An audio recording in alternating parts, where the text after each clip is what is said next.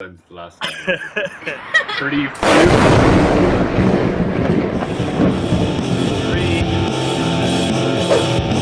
Hello and welcome to episode 23 of the Pop Shock podcast. How's it going? I'm Dan and I'm joined by the glorious, fabulous, wonderful Courtney. I can't win. I can't win. You didn't do it from the start. There's no catching up. Nope.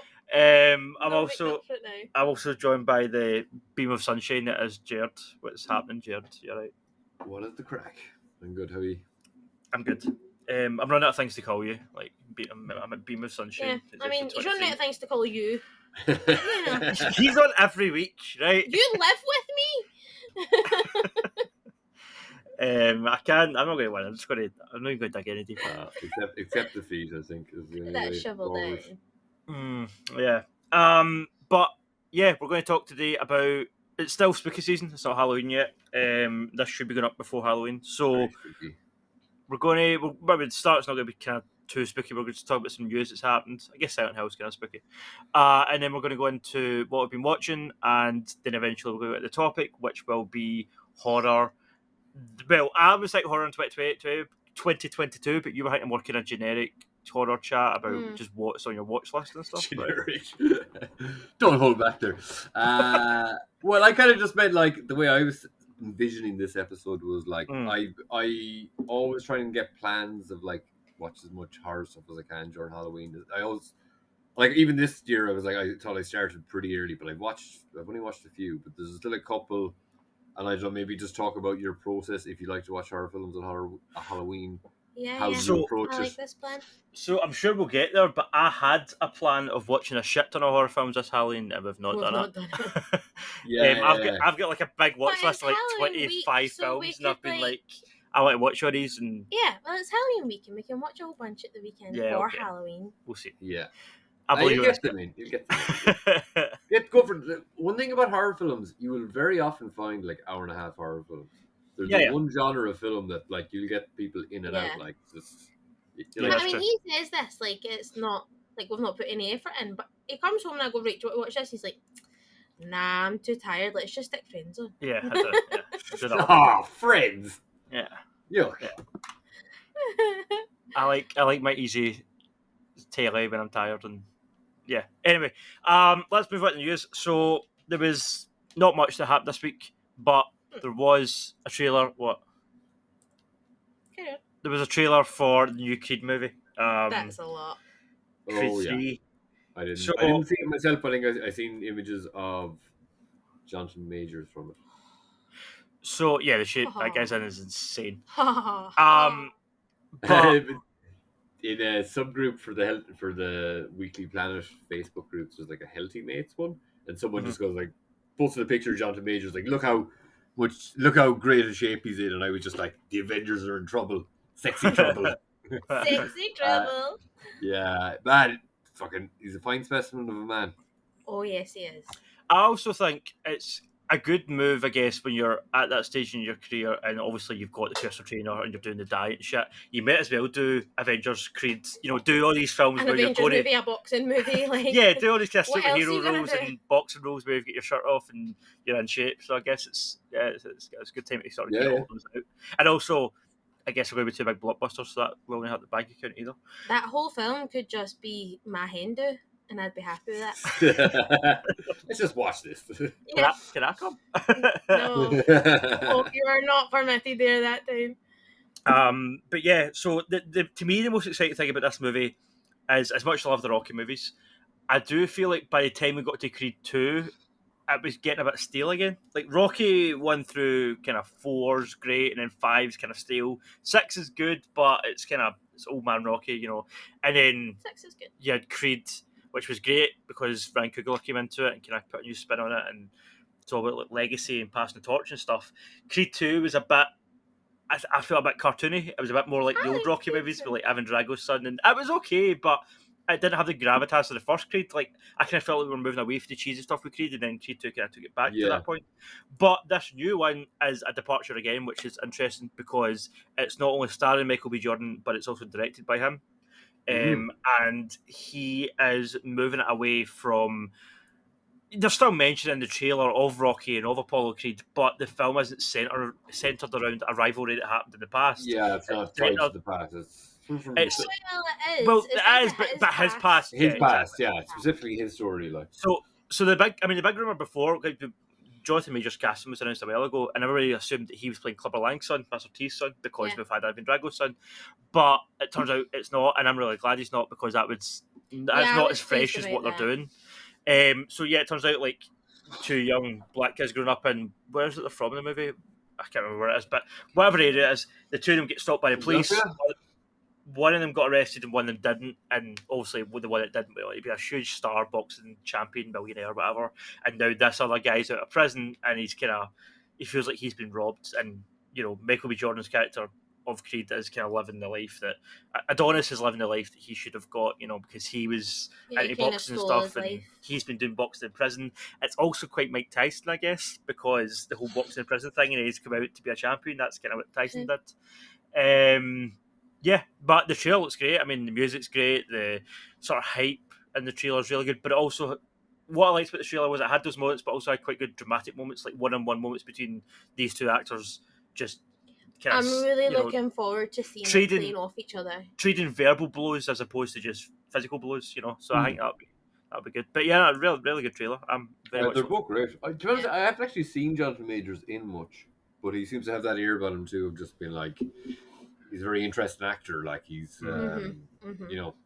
Just, I mean, he was in one scene in Loki, and he totally stole that scene. I feel, and I mean, when you see him in like The Five Bloods, and then you see him in, he was good in that. I did actually, yeah, of course. And he's like, he really plays a character here, because the character's a bit like, not to say in a bad way, but like he's a bit of a dick, kind of.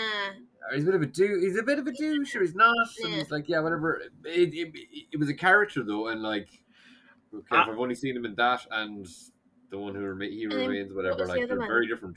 Well, to be honest, the other big thing he was in was Lovecraft Country, and those two roles are so different, and I feel like he really plays well for both of them. Well, we watched the first couple episodes of Lovecraft Country and then didn't really go forward with it, but it has been cancelled since then. And when I heard it was cancelled, I thought it was a real shame, because I thought that guy's got great potential. He's really good in that show. So I'm glad to see that he's still getting opportunities in big roles, even though that show's been cancelled. It was probably the best thing about the show. The show was who was the sister in it? Or not the sister, but the female character who was her brother died and then she ended up with him. Yeah. She was really good too. She was good. Yeah, I don't know. It was a shame that show was cancelled. It wasn't that we didn't. We just had too much to watch. Yeah. We just had too much to watch. I heard about it and I wanted to check it out, but I just never got around to it. The first episode was really good. I think the next two they were still okay, but they weren't quite as good as that first episode. And then we never really watched it anymore. The first episode really grabbed you. Yeah, it was a really good first episode. Yeah, good pilot. But yeah, Creed 3. Angry, muscly dudes fighting, a lot of kind of emotional turmoil. I love the two channels going there in unison. Very good. Something for everyone. Yeah, we all enjoy things for their own reasons. But mostly sexy men. Mostly sexy men fighting each other. Oh yeah. I must watch the trailer. Really, I love them all. Michael B. Jordan is fantastic. Always has been. The fucking and I wonder what was the director of the first one called? His name? Ryan Coogler. Ryan Coogler. Is he working on it at all in the background, or is he? I think he's a producer. I think he's listed as an executive producer. Because they've got a really good relationship. Because Michael B. Jordan was a producer. I have to think he's helping him with at least somebody to say that. Coogler might have wrote the script. I don't know. I think maybe those two wrote the script together, and then Michael B. Jordan's directed it. I don't know. I'll need to look that one up, but I think he has involved. Yeah, but it's just it's more interesting. Obviously, it's interesting just as a sequel to the Creed movies, and like I said, it's moving the kind of franchise in a new direction. But it's also the fact that it's his directorial debut. Like getting to see what he can do behind the camera as well as in front of it. He's been on sets of fantastic, some of the best things. Since he was like 12, so like I'm sure he's picked up a couple of things. Like and as you said, there's Jerd with Ryan Coogler and stuff. Yeah. I'm excited to see what he can do. I'm always excited when maybe a bit apprehensive sometimes, but I'm always mostly excited when an actor moves to a directing role, and you're like, oh, let's see what they can do. Like, Yeah. And I Yeah, feel yeah. like he really is someone that takes on things quite easily. Like everything that he kind of tries to take on, he adapts and kind of conquers with. I thought you were going to say though, like he also does come across like a bit of a workaholic. Like, Oh yeah, he really works throws so himself hard. into his roles, Yeah, and absolutely. yeah. Which Absolutely. Which is I what you guess that's what you want. need to do, be at that Yeah, level. that's Yeah, what you want. Yeah. are you looking up whether Coogler's writing it, Jerd? I was supposed to be doing that, but I started doing something completely different when I picked it up, and I was like, "Oh yeah, that's what You I were was supposed to looking be at doing." photos of Jonathan Majors, weren't you? Because that's what I was going to Get that I Men's was Health that. article bookmarked. do. I was trying to sort out. I was actually getting ahead of myself. I was like, "Oh, I'll do this while I'm doing this. I'll get my film ready to get watched for afterwards." Yeah, but look, I was literally planning to do that. Well, like, was it? I probably mentioned it here before. Fruitvale Station. Yes. I watched Oh, that like yeah. years ago, and like That's a brilliant That's movie. phenomenal. Yeah. I never like shook weeping to a film before as much as like I kind of think just the characters from different countries, very different situation, but like it's kind of stood out to me as something that it didn't remind me of something directly from my own life, but just the way they did it Yeah. like broke me. Like it was it was Yeah. It was a so thing where an real. actual story of Yeah. something that happened, tragic that happened to someone, like it just broke me. Like I Yeah. couldn't. It was I super was a raw. mess after it. Like yeah, Yeah. fantastic, I, unbelievable film. Like I'm looking up right now to double check, but I think that was actually Ryan Coogler's first movie, was Fruitvale Station, which is insane. really, yeah, I've Yeah, seen well, interviews with him and stuff. he made 3 short films before that, but that was his first feature. That was his He was in like a screenwriting. I think he was like, if I remember correctly, he could have been doing like he could have like a football scholarship or something, and I think he just went a different path, or maybe he was writing from the start. I'm not sure, but I think he was doing some writing course in college, and then he sent the script for maybe not Fruitvale Station, but he sent the script for something to one of his lecturers, and they were like, "Oh, that's fucking brilliant." I think Yeah. I have a feeling he started in college doing one thing, and he kind of transitioned over to screenwriting, but I could be wrong. He couldn't be doing that from the start, but yeah, very interesting guy.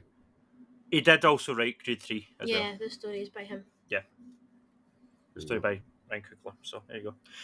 Yeah. The other big thing that was announced was the Silent Hill games. Konami announced that they were doing this showcase, and they were announcing a bunch of stuff, and it turned out to be a bunch of Silent Hill stuff. Now there was, I don't know what games companies are doing at the minute. They seem to be announcing, they seem to be following the Marvel blueprint of like announcing a whole bunch of shit all at the same time, like for years in advance, which is what it is. But the first kind of major company to do that was Ubisoft, and I had this inherent like what they did, because Ubisoft can't really do one movie well, so what they did try to do several, but sorry, one game well. But now Konami have kind of been accused of a long time of mistreating the Silent Hill franchise. So that's the wrong image. I'm looking for an image for the Silent Hill, but I can't find it. Yeah, they've basically been sort of accused of not doing anything with the franchise, or not doing anything with any other franchises. Like Metal Gear Solid's a pachinko machine right now in Japan, which is like a gambling machine. The Silent Hill Yeah. is lay dormant for years. However, there's been loads of rumors for the last, since Hideo Kojima and Guillermo del Toro's Silent Hills game fell through. There's been a ton of rumors about like multiple Silent Hill games coming out, and it turns out that's true. They're working on several. So there's this game Silent Hill F. There's a game called Silent Hill. Oh god, what was it called? Another one. It wasn't like Revelations, but it was a kind of generic title like that. And then the big one really was Silent Hill 2 remake. They're remaking what is probably the most iconic game in the franchise. One starring Pyramid Head, where he plays James Sunderland, wandering through Silent Hill looking for his wife, who he quite probably murdered, but we don't know that for sure. He doesn't know that for sure. And that was one of the games growing up that really kind of shaped my views on like storytelling and horror, I guess, because like I played it far too young. Like I remember playing it with my dad and hiding behind my dad, while he went down the corridor. Yeah, but your childhood was brutal. Because Pyramid Head was standing at the bottom of the corridor. But it was the kind of game that, I was a child and I was hiding, but I was watching like that, because even though it was shit scary, it was intriguing and I wanted to see what was going on. And Silent Hill, even though it's Japanese horror, so it is quite messed up, there is a sort of fairy tale like quality to it. I think there is something to it that's quite, I don't know, it's got this kind of timeless feel to it. That it's kind of like it's taking old ideas with like modern kind of horror elements, and I'm really curious to see what they do with this remake, because I do feel like it's a game that, if it's done well, could go down as well as the Resident Evil 2 remake, I reckon. And this is a remake of Silent Hill 2. Silent Hill 2, they've totally skipped over the first game. Okay, so there's never like a reissue or a remaster of the first one. There was, or maybe so just like a graphics upgrade, but not like an actual remake. Yeah, exactly. On PS3, as I was saying earlier about Konami mistreating the IP, they commissioned a trilogy remaster of Silent Hill 1, 2, and 3, and it was garbage. It was worse than the original. It looked worse than the original. It was almost unplayable. It was just Weird. a piece of shit. So that's really all we've had between now and then. But now, this is a full remake from the ground up. It's not been developed by Konami directly. That's the other thing that kind of makes this more palatable, in my opinion, because if it was Konami making it and publishing it, I would probably not want to buy it, because Konami are scum. Even now, at this stage, as much as I'm excited for this game, I'm thinking about buying it pre-owned, just so Konami don't get the money for it. Yeah. Because they're just a scummy company. You can look at it, all the way they treat their staff and stuff. It's horrendous. Anyway,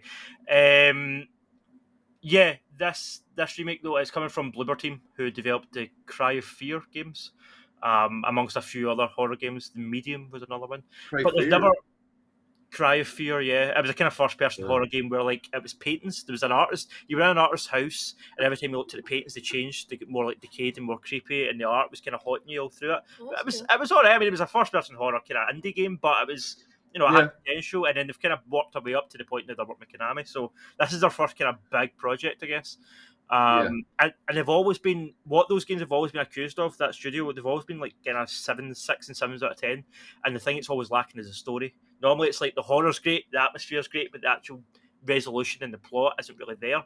Whereas people are saying with this one, well, if the plot's already there from Silent Hill 2 and we know that's a great story, they might be a good fit to sort of bring the scares and the sort of ominous horror, the creeping horror. Yeah.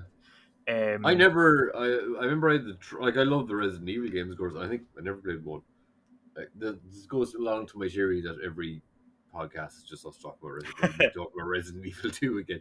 But I just played Resident Evil 2, but and I played 2 an awful lot, and 3 I at least watched it play it, and I'm never really afraid of it or anything. But Silent Hill, I remember it on the demo of the first game, and like you're going through the school and you have a flashlight, and there's the little ghost babies. I couldn't. It freaked the shit out of me. Like never. It was just like a roadblock in me ever playing those games. They just freaked me out too much. I was like, Silent Hill's horrifying. Like, I 100% understand. Like, I remember being young and in the days before you had the internet, you could just look up what the answer to the puzzle was or whatever the hell you were stuck at. It was like the days where you still had gaming magazines, and I was literally a sad wee boy that was. I was literally all the gaming magazines for the solution to this puzzle, and then eventually I can't remember if I got the answer for there or if I just worked it out myself. It was a painting puzzle. Talk about paintings again, and it was a painting of the 3 pyramid heads in this painting, and then once you solved the puzzle, you went into the painting, like you get sucked into the painting, and then you had to, fight them or run away from them or do something. And I remember I had done the puzzle, and the sort of gateway to go into the painting was open, and I did not want to go in. So I was like, this is going to be shit scary. But I remember that kind of apprehension and fear, and really feeling that, being like, I don't like the sound of this. I have finished the story of this game. That'll do. This is where it ends. Plenty. Okay. But this is the end of that game. That's interesting. Nothing else happens. I did go back and play Silent Hill 2, I don't know, 6 years ago. And there's still an atmosphere to that game. There's still a certain amount of horror to it. One thing it looks like they're keeping, which is essential, is essential to Silent Hill, because every time it's foggy outside, what do I say? It looks like Silent Hill out here. So obviously the fog. I love it. It's like had that. And I just love to see a supercut of you in your life. Just like, oh, this is like Silent Hill. Sorry, you would love to see a supercut of what? I've Dan just in different places and just like it'd be misty and you go, hey, it's kind of like Silent Hill here. Hey, it's a bit like Silent Hill, isn't it? And if you look down the street, it looks like Silent Hill. Just like all over the place. Like. This is my life. And then just like with Tesco bags and then fucking like yeah. and running gear and just like if Pyramid Head comes, I'll just throw Tesco's back up. Frozen pizza to heat. So yeah, what was I saying? These games obviously the kind of fog is like an essential part of them. And I mentioned those remakes earlier, or those remasters earlier. They totally did away with the fog because the reason for not totally did away with it, graphic. Totally, like, toned it down. Yeah, exactly. The original reason for the fog was because in those days they couldn't render far enough, like distance. They couldn't show you all the buildings because the PS2 wasn't powerful enough. Right. So that's why they used all the fog to hide it. But it really added to the game and made it creepier. When you're walking along the street and there's all these cars, you can't see anything. And then something crawls out from under a car and tries and grabs the character's leg. It's shit scary. I hate things grabbing feet. Whereas in the remaster, you're walking along the street, you can see the thing under the car before you're even close to it, and you're like, it's ruined the scare. Yeah. So it looks like they're totally bringing the fog back for this remake, and it's going to be the sort of atmospheric, claustrophobic. Even though you're out in the street, it's still really claustrophobic with the fog. That does sound scary. You can be something hiding around any corner, and it's got that whole vibe. But they're not going to grab feet. I can tell you, mate. No. You need to find out. Will. And come here, was the first one just not taken up by the fans as much at all, or what? So the first one was kind of, it's a good game. It's probably not aged as well as the second game, and the second game is just kind of the more iconic one. The second game is like Pyramid Head, and like I said, James Sunderland's story with his wife Mary is a kind of iconic Silent Hill. Because the whole thing about Silent Hill is that, is it a real place, or is it just a place that these guilty people go in their brains because they've done something they can't handle, and maybe the demons are all in their own minds. You don't. Yeah, that's never. Even when you finish, that's not a spoiler, because even when you finish your game, that's not really answered. I mean, I'm totally up for replaying it with you as long as you're okay with sleeping with the lamp on it. Like, a week after it. Like you don't know. You kind of missed it. Like at the start, you're 100% on James's side. It's like he's wanting to find his wife. It's a noble thing he's doing. He's in this creepy town. He's going in with no weapons. He's just got a flashlight, and then I think he finds a crowbar, and eventually a gun. But it's a survival horror game, so it's like a build up. And also, as you were saying about Resident Evil earlier, Resident Evil is way more action focused, whereas Silent Hill was more of a kind of crawling horror, kind of slower pace, and probably scarier. Yeah, it's more.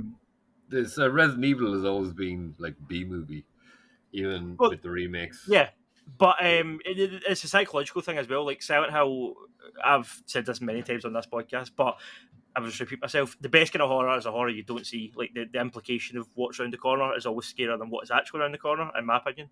And good horror.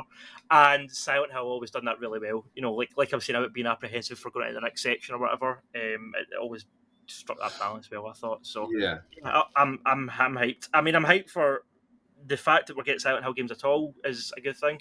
I guess I would still love to see what Hideo Kojima would have done with it, because that demo was terrifying. That was so scary. And the concept art I've seen that never made it playable is horrifying to look at.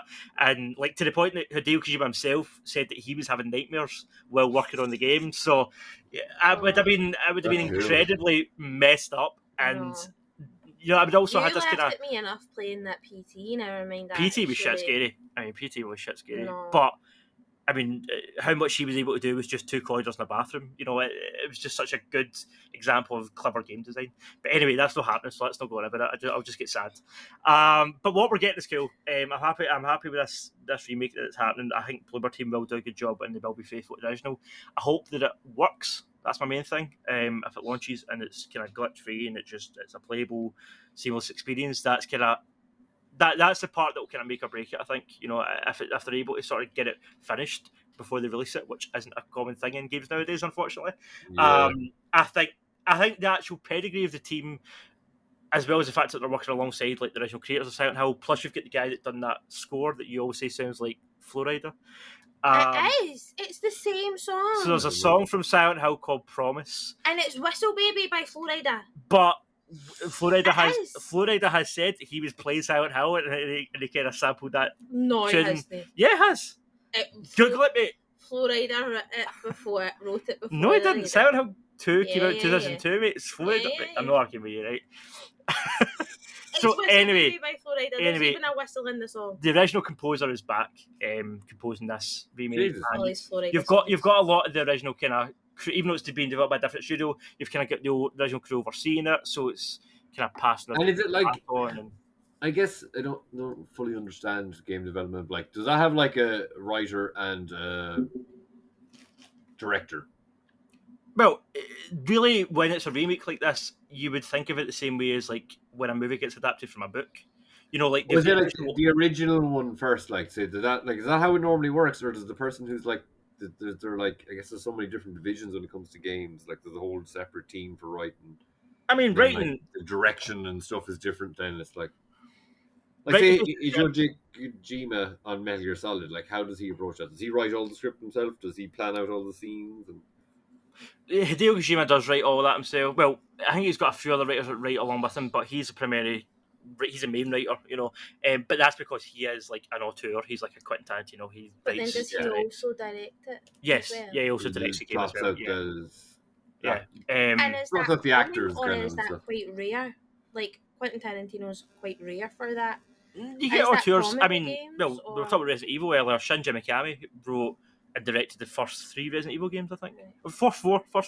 Oh, okay. And it does work the same kind of way as direction. Like, you can think of it, the director in the same way, essentially. They might have a slightly different title sometimes, maybe, or...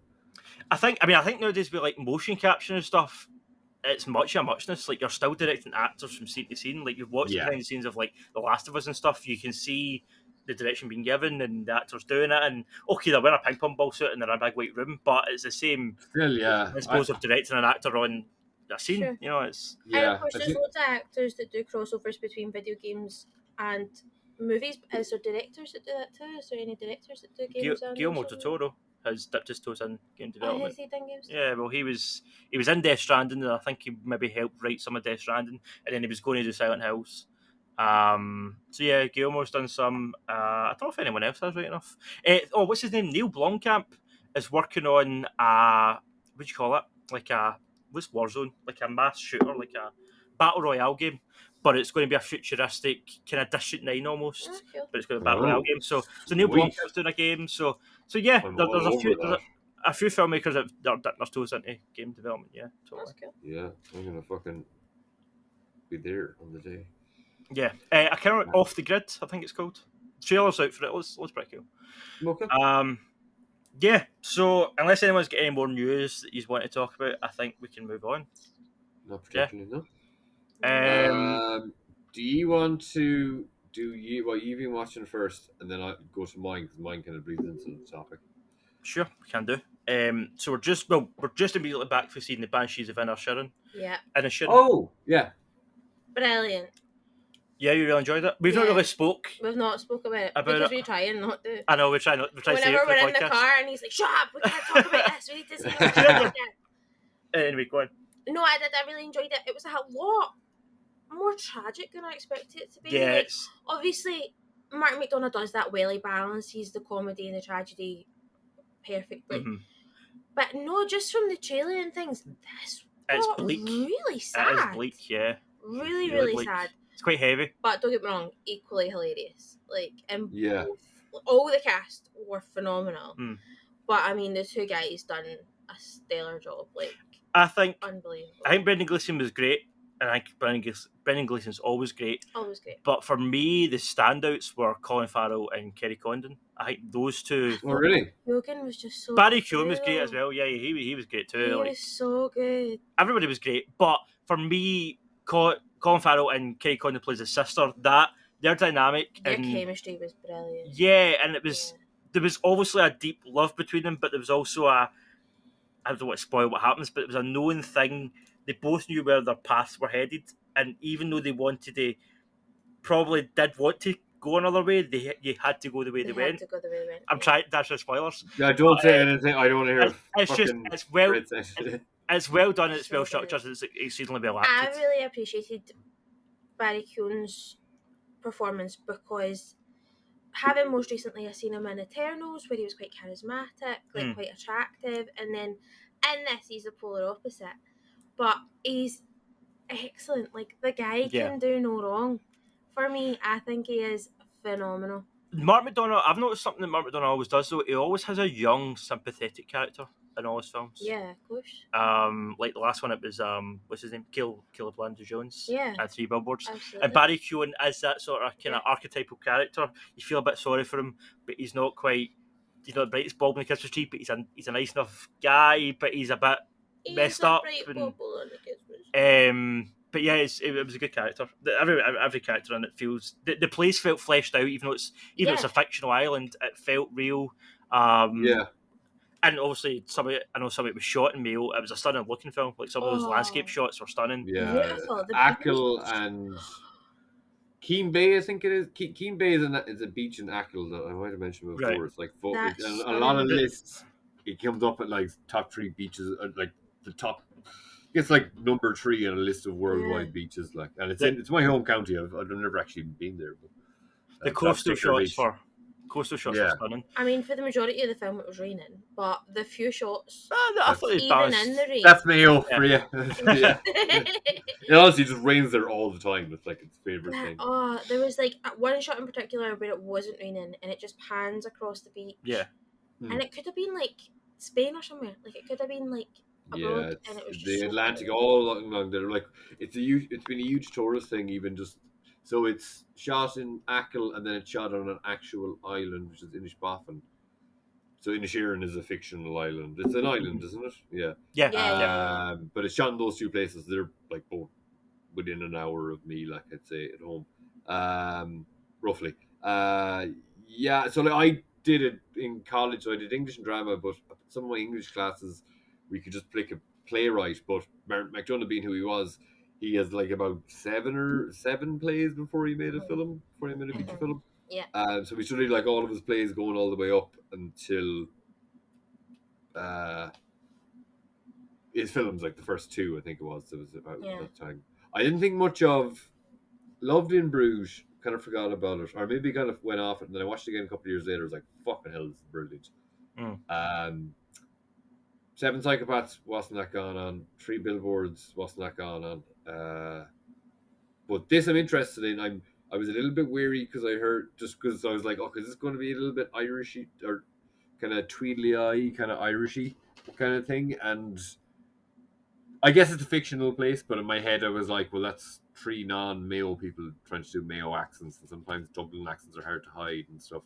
So, but again, it's a fictional place, so their accents can be a little bit different. But and Colin Farrell, from what I've seen in the trailers, does not look very handsome in it at all. He looks all tired. Yeah, he's weather beaten and like, drinks a lot. And he's a farmer, so typical kind of farmer. He just they did a good job of like not making him as Hollywood he is. Like, yeah.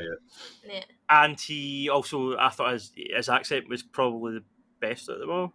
He was the one that sounded least like himself, I would say. Barry's was very good. Yeah, Barry Keoghan's accent was Barry didn't really sound like himself. Barry did one in another thing that I think set in either in the Midlands or in the West, and his accent's supposed to be very bad in it. Oh, really? Because he's like a full-on dub, like. But I'd say time now.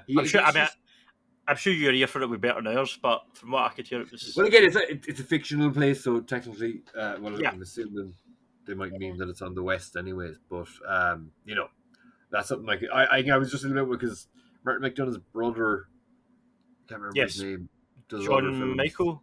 He just did The Guard, Forgiven. Forgiven. That's Forgiven. Yeah, the one with Ray Fiennes and Jessica Chastain. Absolutely phenomenal film. Did he? Really good. Yeah, really good. Because I only know of like The Guard and was blown away by Irish. that film. Jesus, War on Everyone and Cavalry, was it the one with Benny Gleeson? Cavalry, that's the one. Cavalry and Guard is all I knew. I thought they were all fucking cheesy. I didn't like The Guard, but I wasn't a fan of The Guard either. But thingy was really good. The Forgiven. It's definitely film. Yeah. Was that our last episode we done when we were spoken about? One before. The one before. Yeah, we can. I left that. I like that video. Blown away. Like, that's one of the best films I've ever seen. Yeah, I'll link your kind of review of that. Jesus, I wouldn't have thought just from like all I knew that he did was the guard and things. I would have thought he'd be making more. So that's like a proper like American set film and stuff. No, it's set in Morocco. Morocco, Yeah, yeah. it's in Morocco. Okay, Yeah. but where are the characters? I think I might have seen a trailer for that. Does someone die and then something? They hit. Yep. They hit a guy with Yeah, a yeah. car. Yeah. Really good. I think the Oh trailer my for it. I God. had no idea it was him. Yeah, Like it's good. super simple, but I think that's where the That's the brilliance genius comes of it. Yeah, from. yeah. It's just. Yeah, it's and a journey. There's no 'cause twists, but it's I a journey. went in and I was just kind of like, yeah, we'll go see that. Like, I love Jessica Chastain. Like, I'll watch her in anything. I love Jessica Chastain. And I left, and I was like, he was like, oh, what did you think? And I was like, that's one of the best films I've ever seen in my life. I loved it. Jesus. I really wouldn't have rated him, and that's what I was worried about this. I was Yeah, like, same. Because we've seen like War on Everyone, and then like as I said, like I wasn't a massive fan of The Garden. War on Everyone was decent. Like it wasn't even enough time. I didn't even hear that. Yeah. But yeah, I wasn't expecting much, and I just like halfway through watching it, I was like, oh my God, like this is brilliant. Jesus. That's very interesting. I did say when we came out, as much as I liked the Banshees, I don't feel like it's Mark McDonagh's best. Oh, really? How would you compare it to In Bruges? Oh, In Bruges is best. I'd say In Bruges is best. But I love Seven Psychopaths and I also love Three Billboards. Like I don't think he's made a bad movie. I like all the stuff. I like Seven Psychopaths because my favourite Martin McDonagh play is the Pillow Man. Oh, okay.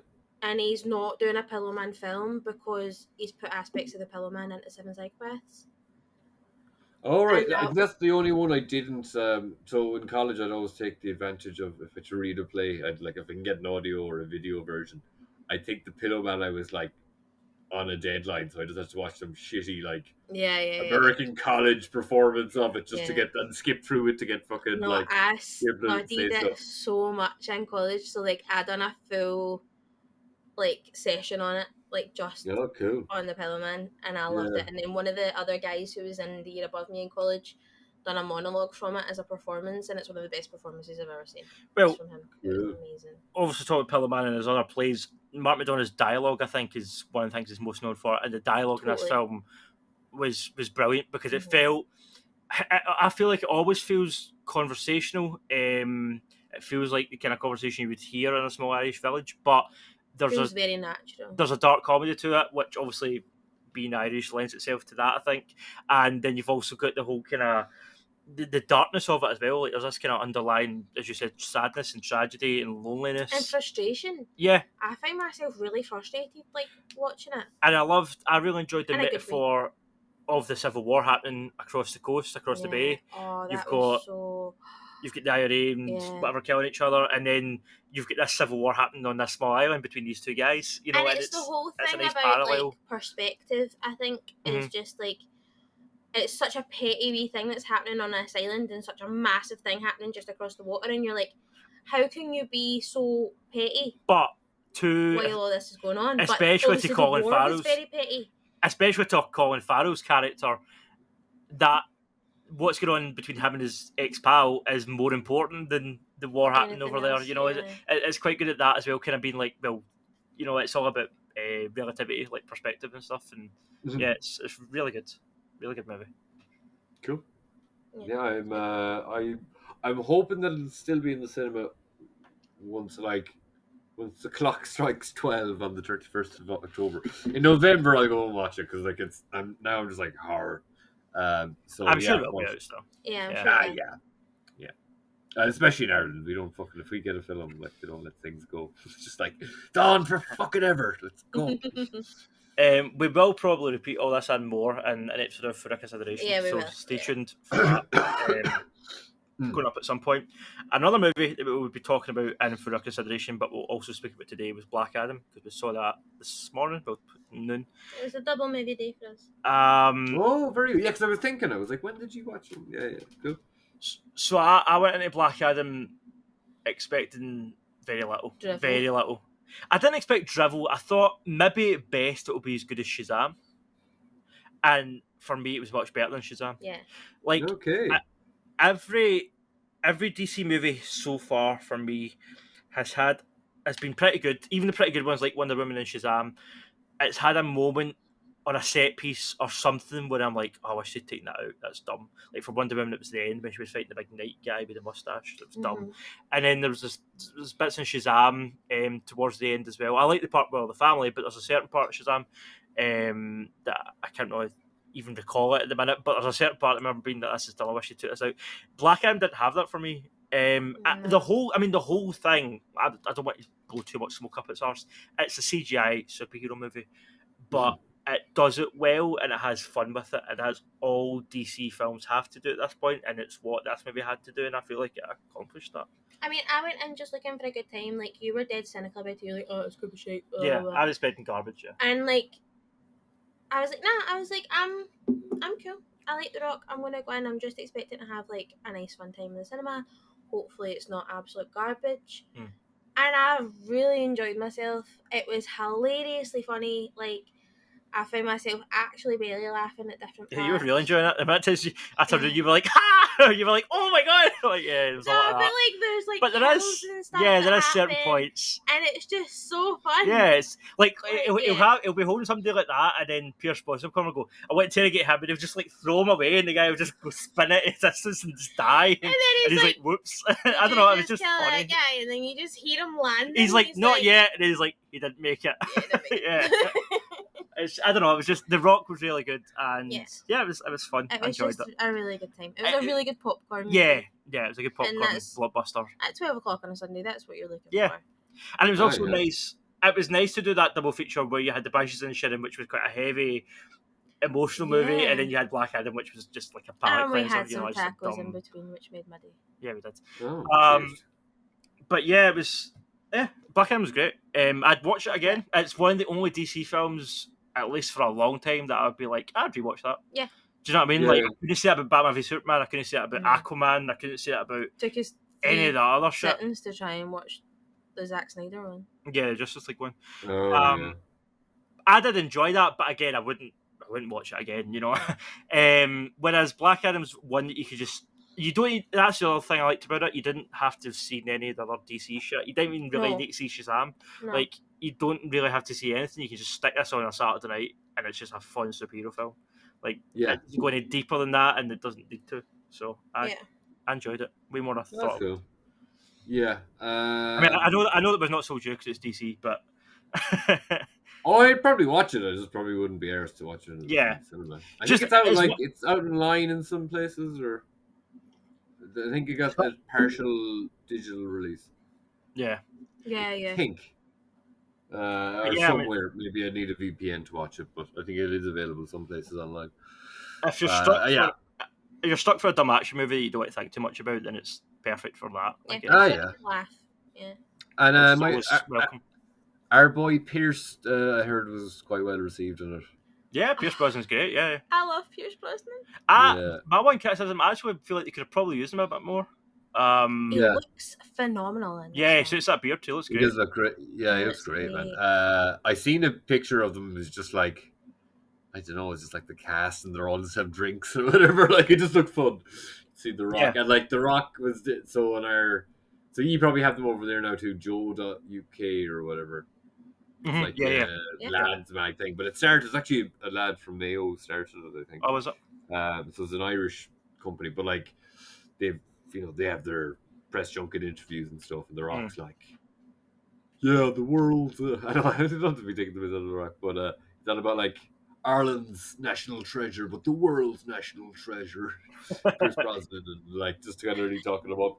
And that's I look at it's funny because I was talking about it with someone. I was like, I haven't really seen a film of The Rock's that I like, but I still like The Rock. Like, I grew up watching wrestling, so I'm like, The Rock is cool. Do you know what else I liked? Aldous Hodge's character. He was the Hawkman. I mean, in DC Comics, the Hawkman is like a kind of B-list Justice League character. Well, he's Justice Society, I guess. But in this movie, he was quite Captain America. It was almost like he was, as much as Pierce Brosnan was the leader, he was the leader, and the two of them kind of made decisions together, and he didn't feel like a side character. Their chemistry again was really good. Those two, and you bought their kind of history. He was kind of his mentor. They were friends. They had a bit of banter history, and I don't know much about him. I think it's like Hawkman. Don't they change it? Sometimes he's an alien, sometimes he's not. Yeah, I think so. And this movie, I think he's And, just a He's guy just a with guy. powers. it's pretty strong. He'd be kind of like a Hercules or Ares. It was from a the Yeah. good Marvel looking universe, movie kinda. too, like his wings and stuff, and the girl who was like the hurricane girl. Mhm. Oh, that was so pretty. There Like, is a lot of slow mo, but it looked good, and it made it feel quite. I think Black Adam's kind of supposed to be kind of like Thor, almost like biblical, kind of like mythical. yeah, And it had that vibe. Like I think I know that everybody slags Zack Snyder's overuse of slow mo, but put it this way, you don't have MD go to get a cup of coffee in slow motion in this movie like you did with Zack Yeah, Snyder's. yeah, yeah. Like They're when there's worse. slow mo, Like, it's during action scenes, and it's kind of to show you I how said quick it Black felt Adam is. quite Zack Snydery though when we left. In I terms of thought. visuals, in Yeah, terms of how it looked. yeah. Just Not in for terms of tone, but in no. terms of how it looks. Yeah. look wise, yeah. And there was no Hallelujah playing either. No, there was no Hallelujah. That's his favourite song. Yeah, I enjoyed Black Adam. It was fun. It was dumb. It was popcorn. Yeah. It was I had a good funny. time. It was entertaining. It was a big cartoon. It felt like a video game. You know, there was certain points in it. Yeah. There was like a bit where a boy had been kidnapped. There was these like flying bikes, like jet bikes, and the boy had been put in one of the bikes, and Black Adam had to go from bike to bike and open them all to find the boy. Remember And when it you just said felt. you weren't going to say that much about it on this one? Yeah, no, I'll wrap up. But it felt very video gamey, but in a good way. You know, it felt fun and Yeah. like he was doing a task, and then the next time he did our task, and it was good. Worth a Cool. watch. Yeah, I'll definitely check it out. Do you have it now? You want to shout out before we move on from what I've been watching? We watched a bit of Peril, but I guess we're going to get to the horror section. Yeah. The which? Peril, the sequel to X. Oh shit! Yeah. No, I tried but to get a copy of it, but we'll save that. Fight Master 2022. But no, I'm good. Yeah, I think it was. Like I said, we'll talk about more of this on for consideration, and I'll link our episode for The Forgiven below, so if you mentioned that. Jerd, what have you been watching? Okay, so You've been reading The Walking Dead, right? yeah, so pretty much all of this is just going to lead into what we think we're going to go for the topic. It's just like Let's go, how Spooky to Man. watch, how to watch horror films at Halloween. Like, what's your plan? How do you work it out? So have you like worked out a schedule pre-October for like, right, I'm reading The Walking Dead, I'm watching so many horror films, like? No, so when it became the first, I was like, right, I'm going to get into this and start building up the list of films I want to watch, and then I kind of kept like I got some ready to watch, but then I kind of just kept putting them off. So I was a bit slow to start, but I have been reading The Walking Dead, which I never read before. Maybe I read a volume of before years ago. So I'm up to like volume 4, like the last day. I shouldn't say the last day I'm working so quiet. I nearly got to read a full volume when I was working because it was literally nothing to do. Like it was just that quiet. So a lot of the time to myself. Yeah, so I've been loving that. So that's very different from the show in a lot of ways. Like it has a lot of the, like it's not even the same. You don't have the same characters. Things happen at a different time. Like I probably might have mentioned this before, but I don't even know if I did because I don't know if I got to that. But in the hospital in the first episode, Rick wakes up. There's the don't open or don't dead open inside. Yeah. That's when he wakes up in the hospital. That's one of the doors, and he sees a hand coming through. That's it. In the comic, they have found this gated community. This is after he's joined the group. He's miles away from the hospital. They go trucking around. They find a gated community. They're like, oh, sound houses, and we can sleep in normal beds and stuff. They all go in. And it's like, they might clear 1 or 2 zombies out of the house they go into, and they make a plan for the morning. Then they go to sleep. And then it's been like, I should have mentioned at the start, it's like snowing at the time. But then a load of snow just comes off the wall and reveals the don't open dead inside. Yeah. Or don't dead open inside. Yeah. But that, so I was like, oh my god, I completely forgot that. I never even thought that was going to show up. And then like certain characters just aren't there. Like Merle and Daryl are created. No, they're created for the show. I thought like Merle was in the comic, or I thought one of them was. I thought it was Daryl was created. No, not the rest at of the all. characters. Carol Carol's like a young woman with blonde hair. She's not.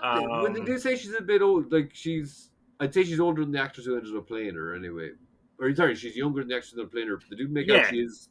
I assuming she's in her late 30s or whatever. yeah. She's not middle aged. Put it that way. She's not middle aged Yeah, yet. yeah. She's older than Glenn, is it? Sure. Because Yeah. there's a certain thing where Glenn is just like, oh yeah, I know she's older than me, but Mm. I liked her or whatever. And then like Tyrese No. is Tyrese in As an the NFL show? star in the comic, Yes, which is not in the but it's not show. really a big This thing. is That's not even making me uncomfortable why. because it's so different. It's very different. Michonne's pretty much the same, and Glenn's pretty much the same.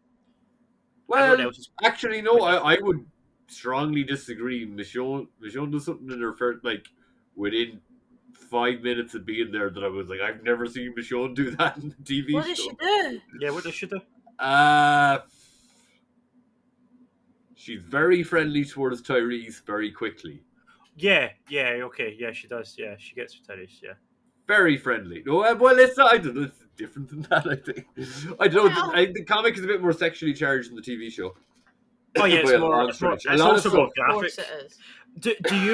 Do you know what's coming in the comics? Do you know what happens with certain characters and stuff? Do you know where they end up, as opposed to the show? No, you not. From the comic, no, so all I know is I have very vague ideas about things that happen to the characters that are different in the show. But I stopped watching the show season 4, and I don't have it spoiled for me exactly. I just know that there's things in the comic that don't happen in the show.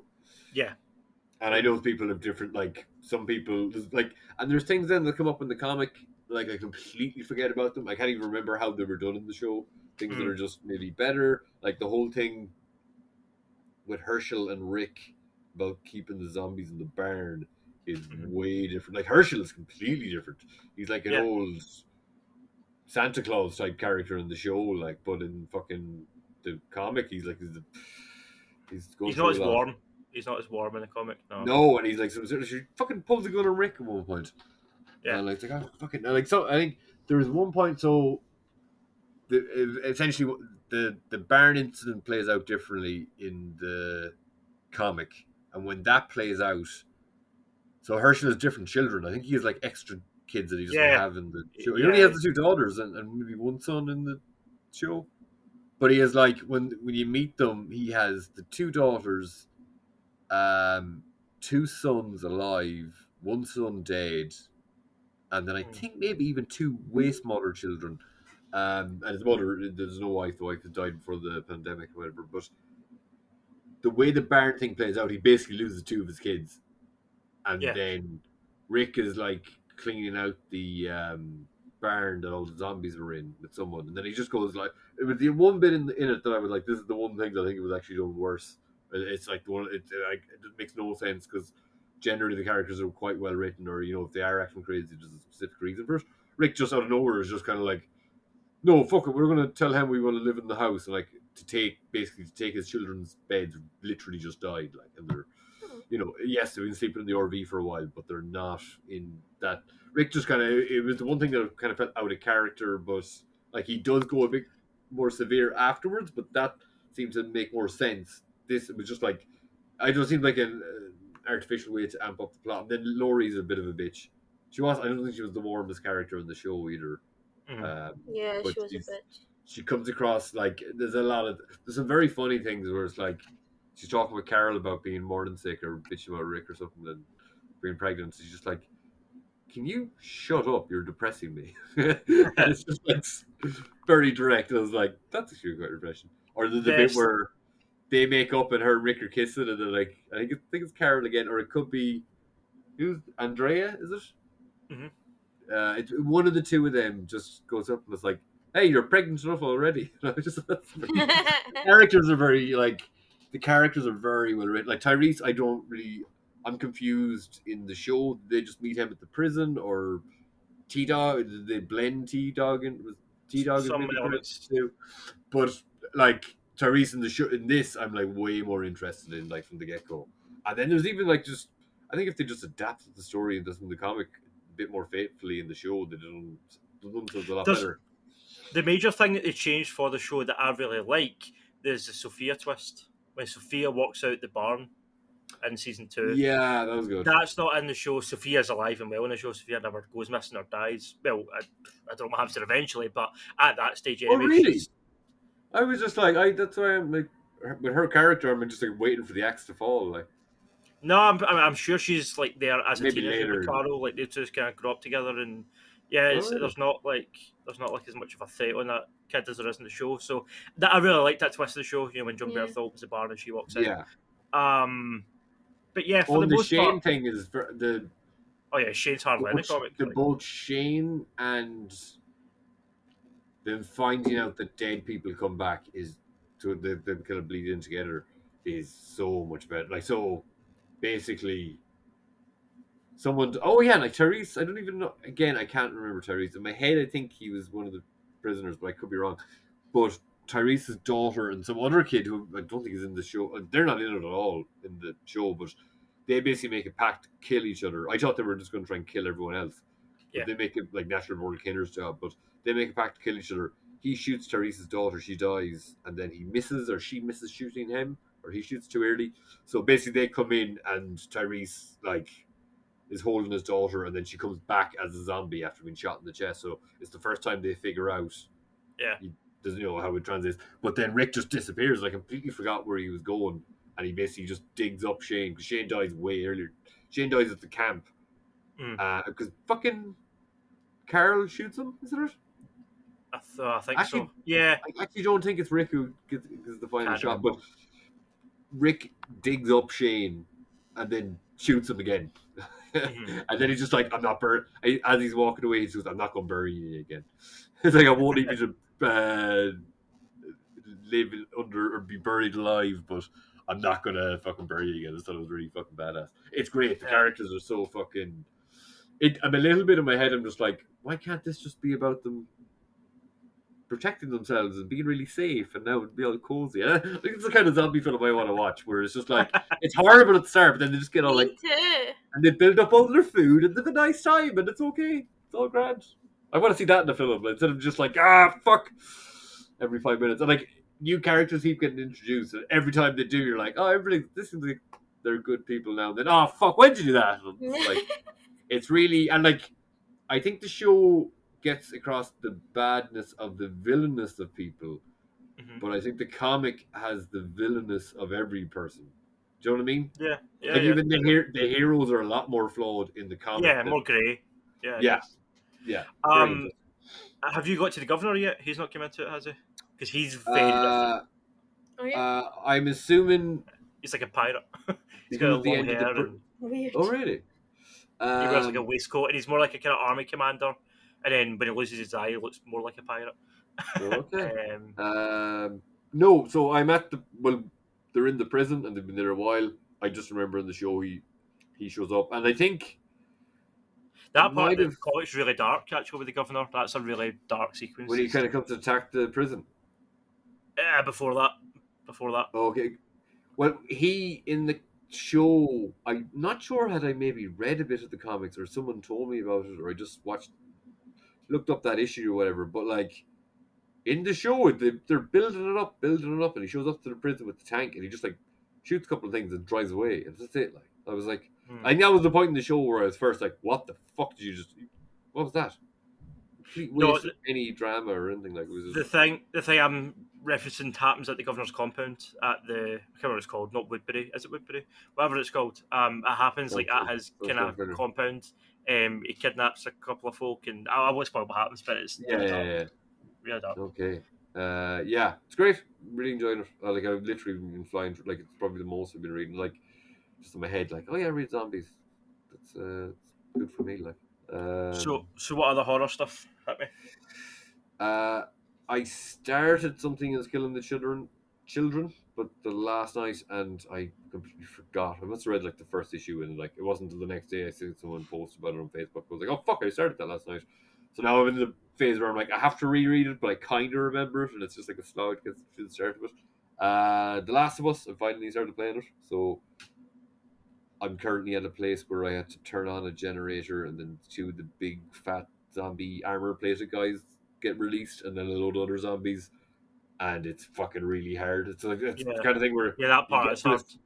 you get to a stage and you're like, I can't do this, and you just keep doing it and doing it and doing it, and then sometime you'll just get lucky and you'll throw a fucking Molotov at the right time. You'll take out most of them, and you're like, oh, fuck! And it's really panicky. Like the action is fucking fantastic, and the story is great.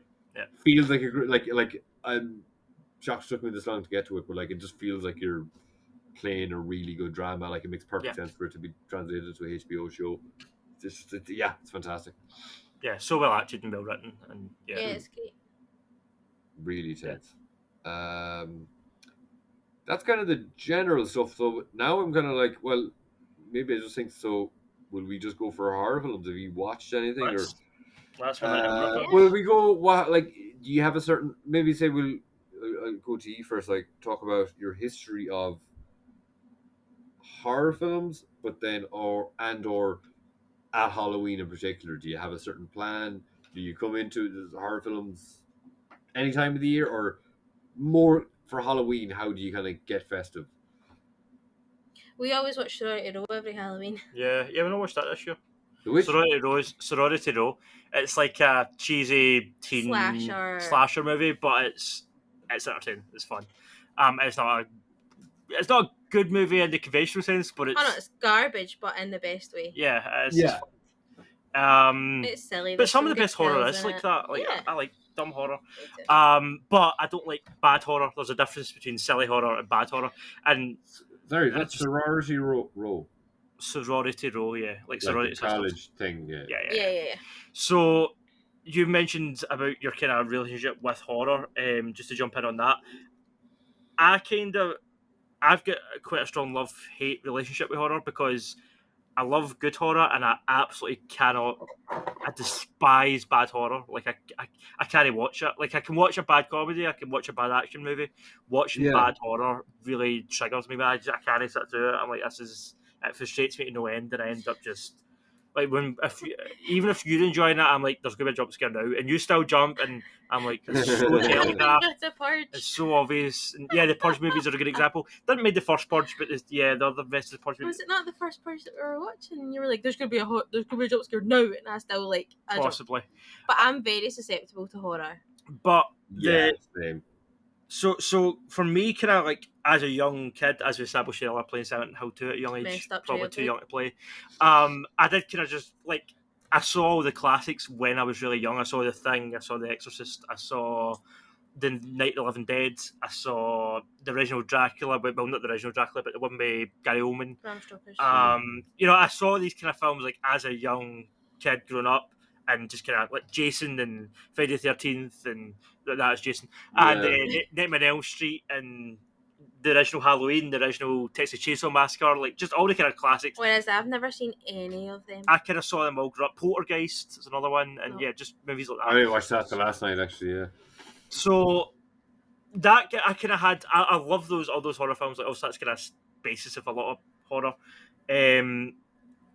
When I was growing up as a young guy and kind of becoming a teenager, I feel like that's when mainstream horror was at its worst. You had things like the Rob Zombie Halloween remake. You had things like bad remakes and bad movies. Like I can't even think of any, but the Insidious sequels. Again, the first Insidious is okay, but the Insidious sequels get milked. Paranormal Activity get milked to death. I hate that franchise.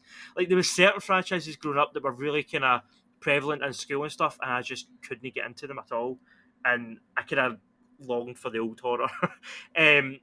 Thankfully, I would say in the last 10 years, 5 years, 10 years, horror really has stepped up its game, and really we've got some absolute quality horror films over the last in recent memory. So I really feel like horror is on an upswing at the minute, as opposed to the absolute trough it was in through like the 2000s, in my opinion.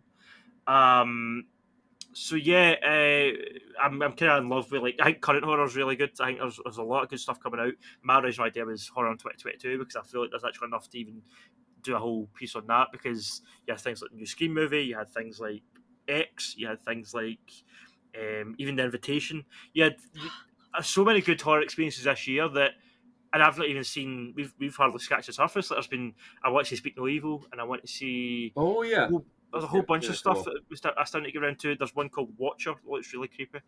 That does Not the That's Netflix. Netflix, isn't it? It's no that. So there's a show. The Netflix called, show, yeah, I think I came up there's a against this Netflix with show someone called else. There's a Netflix show called The Watcher.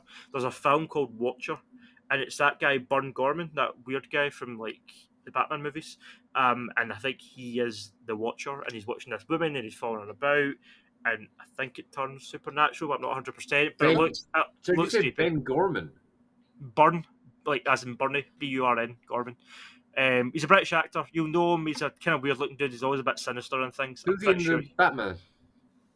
he was, I want to say, like a politician in The Dark Knight, or maybe he was in Batman Begins. Maybe he was one of Falco's. I can't remember. He's Okay, yeah. in one of those films anyway, the Chris Nolan movies. But yeah, I don't know. There's loads of stuff recently, I think, that proves that horror's on the upswing. You had things like Hereditary in the last 5 years, which to me is up there with like The Thing, is one of my favourite horrors ever. I'm so glad that there's horror worth watching again, because I feel like for a long time there wasn't. So that's kind of like my take on horror growing up. Nah, with me, I was very late to horror. I was a Disney baby. There wasn't any horror films on in my house. Definitely my kind of later, probably since me and you got together, that was when I kind of got more into my horror. And I think the first horror film I seen in the cinema was the new It film, the chapter 1 of It. Really? Yeah. Yeah, because like I'm a hide behind the cushion, like I'm not fully watching this type, and I can handle, like, don't get me wrong, like thrillers and stuff, like I'm into like slasher films. They kind of don't count for me, but like They can be a bit more actiony and stuff. I think. yeah, Comedic even. with like horror, like when it comes to ghosty horror, Yeah. nah, I can't touch that. I won't sleep. I made Daniel watch that season Haunting the Hill House. Oh yeah, because we actually talked about this in our last Halloween. My God. I like some of Mark Terrifying. Flanagan's work. I hated that series. I thought yeah. Dan told me about it before we watched it, and before I watched it, it was like there'd be a jump scare, and then no one mentions it again They don't afterwards. address So it. you're always like, why don't they talk about the ghost? Yeah, it just gets That was frustrating. so It was still scary though, yeah. All you have to do for me is have somebody stand at the end of the bed, and I'm like, no, I'm They're doing done. a weird. I'm out. That's it. I love Doctor Sleep. I love topics of That was standing great, into the bed. Have you seen Gerald's Game? Jerd? Yeah, the topic of somebody standing at the end of your bed, like the Midnight Man. He was so creepy. Terrifying. Like some of Mike Flanagan's horror. I've still not watched. What was the Midnight Mass? I've still not watched. Yeah, I've not watched his new thing either. Oh, it's so fucking good, so good. But Well, it's a little bit flawed, but overall, right. I'm looking forward to it. Nice. I want to check it out. Yeah. So no, horror for me was things like I remember being really scared of the Crazies. We watched me and like a couple of my friends watched the newer one, is it, or is that a remake, or is there just one from like the noughties or something? No, I'm sure it's a remake. But they made two. But they made, that like, was so Is scary. there one with Timothy Amelfalt? I can't say his name, obviously. Do you know? Yeah, I think he was in that. Was he in one of them? I think, or he was in something kind of. Is it just people just go fucking crazy and then you have to fucking? Not zombies, but kind of. Where they're like hiding in a hospital and all the people are sick in the hospital, and there's this guy walking around with like a pitchfork and he just stabs them through the hospital bed. And like 14-year-old me was like terrified of that. And I think I might have seen that actually. I think I might have. Yeah. Traumatized. It was me and two of my best friends sitting watching it, and then my brother came home and we hit the ceiling. Like it was he scared the shit out of us that day and really enjoyed himself. So no, the horror for me is definitely more of a recent thing. And I love it. I love cheesy horror. Like my slasher films like Sorority Row and Scream. Scream's one of my like all-time favourite films ever. And I will watch the crappiest horror films and be quite happy with it. Who are your favourite horror creators? Do you have anyone that you're really like a fan of their type of horror?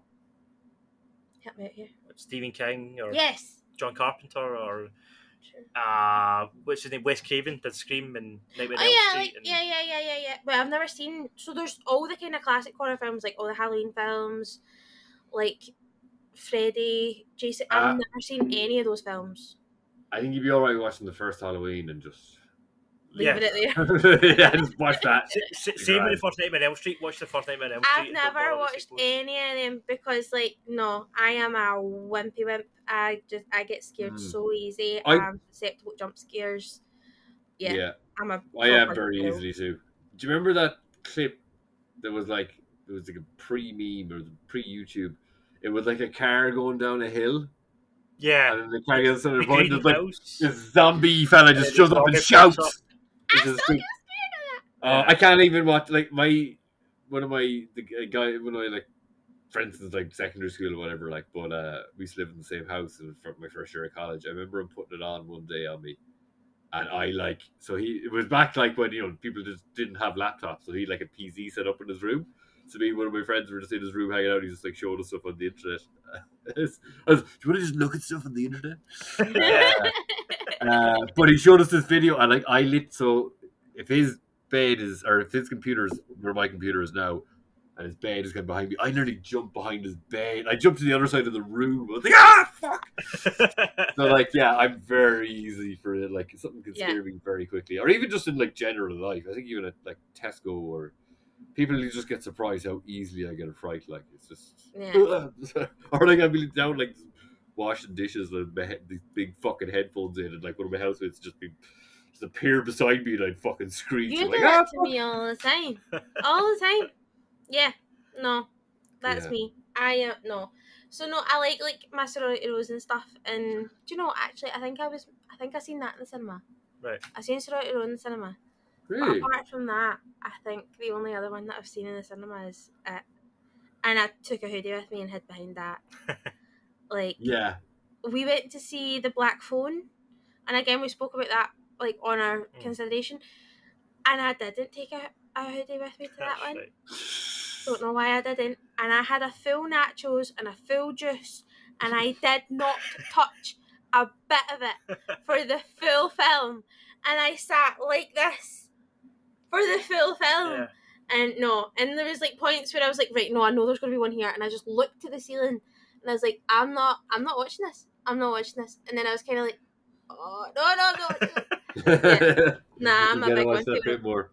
Yeah. Oh, yeah. Big time. Like, I think for me, so I had older brothers and sisters, and like, even you said it there, I can remember, like, because I think when we're like, especially like in the 80s or like, early 90s or whatever, or probably in the 90s too, like, I think even like my nephew's 9 and he's watched like all the Alien films and all that. Like, not all of them, but like mostly. Like, my sister said she had him watching 28 Days Later, and we're like, yeah, we might have fucking pulled the trigger a bit too quick on that one. Like, I think he didn't expect that because he watched like Aliens and Predators and stuff. But like, I can remember my brothers and sisters. Like, I think the story was so we had a shop in the corner, and like one of our neighbors was coming over to babysit us, but like my parents had already left, and the person was coming over, so there was about half an hour in between.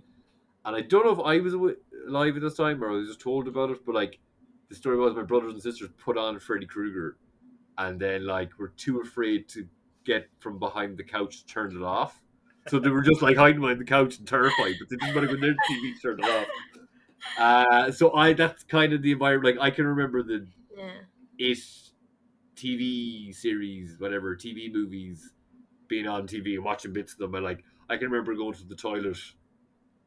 So when I used to walk into our bathroom in my childhood home, was like you'd walk in, showers on your left, sink, bath, toilets there. So I would have to like turn on the light, double check it wasn't coming up out of the drain, run, piss, and then just like leg it back out of the. I always have to do it like. Oh, it's so scary. And that thing about turning the light off in the dark, like I get so that. You say this was you as a child, right? We stay. This is now in the world, and it's going to be in the world because it's on the internet. We stayed in a hotel 2 weeks ago in Edinburgh. An old castle. And it was beautiful. The place was stunning. It was so nice. But and they had like this wee menu, and in the menu there was like a story of the hotel, and it told you about the ghost. of the hotel, who's this lady ghost, and she's been there for ages. And when they were doing it up in the 90s, she was seen in the library and she was seen on a first floor bedroom.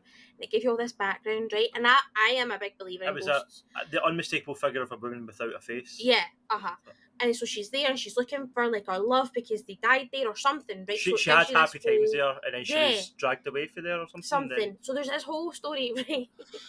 And me, a 26-year-old lady, had to pee during the night, and I got up to pee, and I went into the bathroom, and then I came out, and I switched the light off, and it's in pitch black darkness, and I spooked myself in my mind so bad. And I'm walking back to the bed, and it was like this big 4-poster bed, and I'm trying to and I kept going to try and feel my way, but then in my head she was there. And I was like, if I reach out, I'm going to feel her. Or a veil or something. I'm going to touch her. And I couldn't, and I somehow managed to get back to the bed. And he woke up, he's like, "Are you alright?" I was like, "No, I'm so scared." And he was like, "You should have put the light on." But I was like, "But you were asleep." And I was like, "Oh my god!" And I'm saying to myself, "Grow up, grow up, grow up." But at the same time, I'm still going, "No." So instead of having a light on for 5 minutes, I had to sit for half an hour and rub it back and be like, "It's okay, ghost isn't here." Yeah. So yeah, I still have to run back in the dark when I pee during the night. It's not just you as a child; it's me, 26. Yes. I think I was listening back to our archive Halloween episode. I think I was talking about it because you said about ghost stuff. Like there's an episode of The Walking Dead where in the first season, I think it's the end of the first season, a swarm of zombies just comes along the camp, and someone's just after having an argument with his wife. I think the fellow was beating his wife, and Carol. It's Carol's husband. Carol's husband. Yeah. Oh, she's not. Yeah, he's on the camp. But Carol goes off and he's in the tent, and then he hears a noise. He opens the tent, and the next thing is just a zombie right there, and it just you don't even really see it. It just comes right in on him, and then there's just a swarm, and then they all have to take one. That was one thing, a zombie thing, where I was like, that's freaking me out. I'm trying not to think about it when I'm going to sleep because it's so fucking creepy. I'm not that I think a lot of zombies would come into my room, but that was the one thing I can remember particularly, but a concept like that, a zombie thing really freaked me out. But generally, for zombies to be scary, you have to try and picture a world where zombies can actually, the whole concept can become real. With ghosts in films, you only see them for a millisecond. So you only have to imagine a ghost for a millisecond. Yeah. And that's all they need in a film to get you. That's all they need. Right. Question then, if you're walking through a graveyard just now at night time, right, would you be more scared there's going to be zombies cutting about or ghosts? Ghosts. 100% ghosts. Well, anything that's going to kill me, but when you're in your house... I'm going to say I'd be more scared of the junkies that are cutting about with blades on them, but that's just me. Yeah. But that wasn't the question. That's just so spooky. What? Do I have something that's not... My dad used to always tell this story of when he was a young fella, I think he'd been out drinking pints, and he was so he lives in a small town. It's in a different kind. It's near Dublin, whatever. Tiny towns and big country roads and that kind of thing. And I think he could have been with... He's either by himself or he was with one of my uncles or something. And they kept hearing this panting. It'd be coming and going in the field. And pitch black night, real fucking... Probably looks something like Banshees of Inersherin. But pitch black, and every once in a while this big fucking panting. And I don't know how, I think they finally got to a certain point in the field, and they just seen there was a dog in the field. But it was the way it was doing circles, and it was coming and going. That scared me so much. I think I have some. I'm struggling to think now, but I think there's a particular night where, we used to do a lot of. So we were really lucky in our hometown. There was a lake where all the underage drinkers used to go, but it was nearly like a nightclub. People would you could go down there on Friday or Saturday night. There'd be about 200 people down there, and we'd all have fire logs. We'd be drinking Buckfast and cans and flagons or whatever. But it was always packed. It was crazy. It was like a nightclub but outside. But we'd maybe be there at night time, or sometimes, on a particular night, you might have been out at 7 or 8 o'clock in the morning, and it's just you and 2 or 3 other people there, And I can fully remember just being there and hearing this, there actually is a graveyard, not far from it. But, say on the banks of the river, there was reeds and shit. And I don't even know what it was. We didn't see anything. We just heard and it or maybe sorry, it could have been in a field, but it was like an area where we were, and we just heard this, and it was like the wind it was like some, I don't know, ghost just told us to shush, and like this wind just came across. It must have been just the wind, but it was so fucking spooky. And I think even just like little things like that, when you get into things that going into old factories, we were very lucky where we were in a small town. We'd like an old factory we could go into. We'd like in this old house on the top of the hill from my house where you could it was like abandoned, like the family still had a house beside it, but you could go in there, and just the freaky shit. Like, yeah, if you're in an environment that is spooky, you can have just amazing memories that are like horror. And do you know my granddad's ghost story? When he was in the Navy. So my granddad was in the Navy years ago, right? This is like 50s, 60s or something. And his rotation, they all took turns on a night shift. So his rotation was like, he had to keep watch from like 2 a.m. to like 5:30 a.m. or something. So he's went for a sleep. No, sorry, his shift started at 5. That's what it was. His shift was due to start at 5, so he had his alarm clock set or whatever. And he's sleeping in his bunk. And this guy shakes him awake, gets a hand on him. He's like, Bill, get up, Bill. It's time for your shift, Bill. You need to get up. My granddad was like, what? And he was like, it's time for your shift, Bill. You need to get up and do your shift. You're on watch. And he looked up and he said, this guy, well, a normal guy, but same age as him, but pale skin, and he had the old uniform on from like the First World War. The old Navy uniform that they didn't. It was like 2 generations old. Like they didn't wear it anymore. It wasn't in use. And that was the first thing he noticed. He noticed like his badges were all different, and he was like, what? But he was half asleep. It was like 2 a.m, and he was like, Bill, it's time to go up for your shift. My granddad went, what? And my granddad looked at his clock, and it wasn't 5. It was due to start at 5, and it was like 2:30. And he was like, it's too early for a shift. He looked up, the guy wasn't in the room anymore. So he got up at his bed. And he opened, it was like the old doors on a boat that you had to like turn. And he opened this door and he looked out, and he said there was no other doors. It was a big long corridor either way, and no other doors in it. So there's nowhere that the guy could have went. And he looked down both sides of the corridor, and he wasn't there. He was gone. For a second there, I thought you were going to say he was going to be like he opened the window port on the boat, and then the man was outside going, No, he was just. That's where my head was going. But I was just picturing all that. We should just tell ghost stories like that. He woke him up. He woke him up so 3 hours too early for his shift in the uniform that they never used. So my granddad always thought it was somebody that must have died on the ship. That's sad. Jeez. But it could have also just been hallucinating from lack of sleep, maybe. Sleep, yeah. But still, yeah. Story.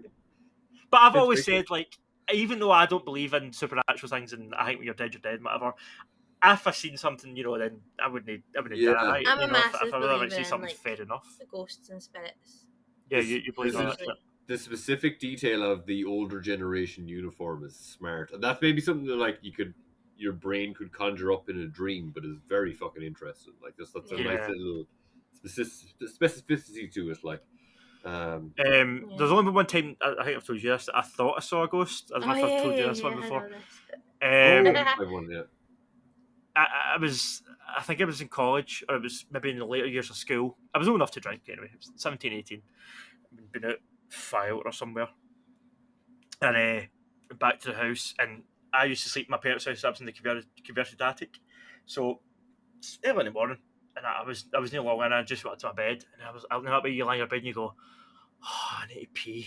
I need to piss. So I get back up, climb back down the ladder, and I'm having a pee, and then I turn around and I open the toilet door, and my parents' toilet's like at the top of the stairs. So like the front door's at the bottom of the stairs, and the toilet's at the top.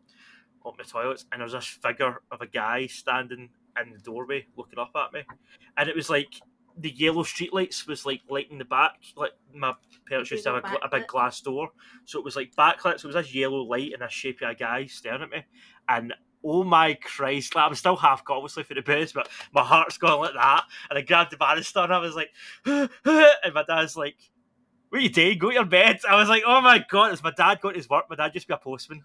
So my dad was getting up to start a shift at 5, and he was just got his work. But because I was pissed that it was like 2 a.m, or 4 a.m, I guess. I thought it was a ghost, and it was just my dad going to his work. So it was just my dad. it was the way that I was like stricken with fear, and my dad went, "What you doing? Go to your fucking bed." I was like, right, Dad. Thanks, see you later. I remember lying in bed, my heart was still like that. I was like, oh my God. Oh, yeah. No, my mum's old house, the one that we moved out from, we bought that from a medium. And he's a fairly famous medium. His name is Gordon Smith, and he's a psychic barber. You should have double act to be little and large. And Gordon Smith. yeah. He's a psychic barber. Yeah, he was a barber, but he's a medium. So he does readings. But he doesn't like psychically cut people's hair. Instead of reading your palm, we read your scalp. No, telekinetically. no, he's got like cuts your books hair. and stuff, and like he's known as like the psychic barber. And Oh right, it's like a So- mark. I was just like, that seems like an odd way to categorize what he does. It's like, does he cut ghosts here? I was like, he sees them. He's like, here, you could use a fade. I could tell what haircut you want because it's psychic. No, so we used I to can have, sense you need like, hair. Sorry, yeah. a lot of like really freaky stuff happen in like my old house. Like there was a man who would stand in the corner of my living room. Like we had, our house was like converted, so it wasn't the original layout.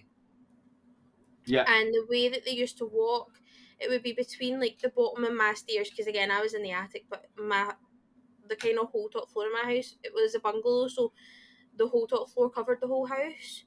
So you used to walk between the stairs and the bathroom, and you would just see a figure passing by the doorway, and you would think that it was someone just going to the toilet. But obviously, if you were in by yourself, you'd know that it wasn't.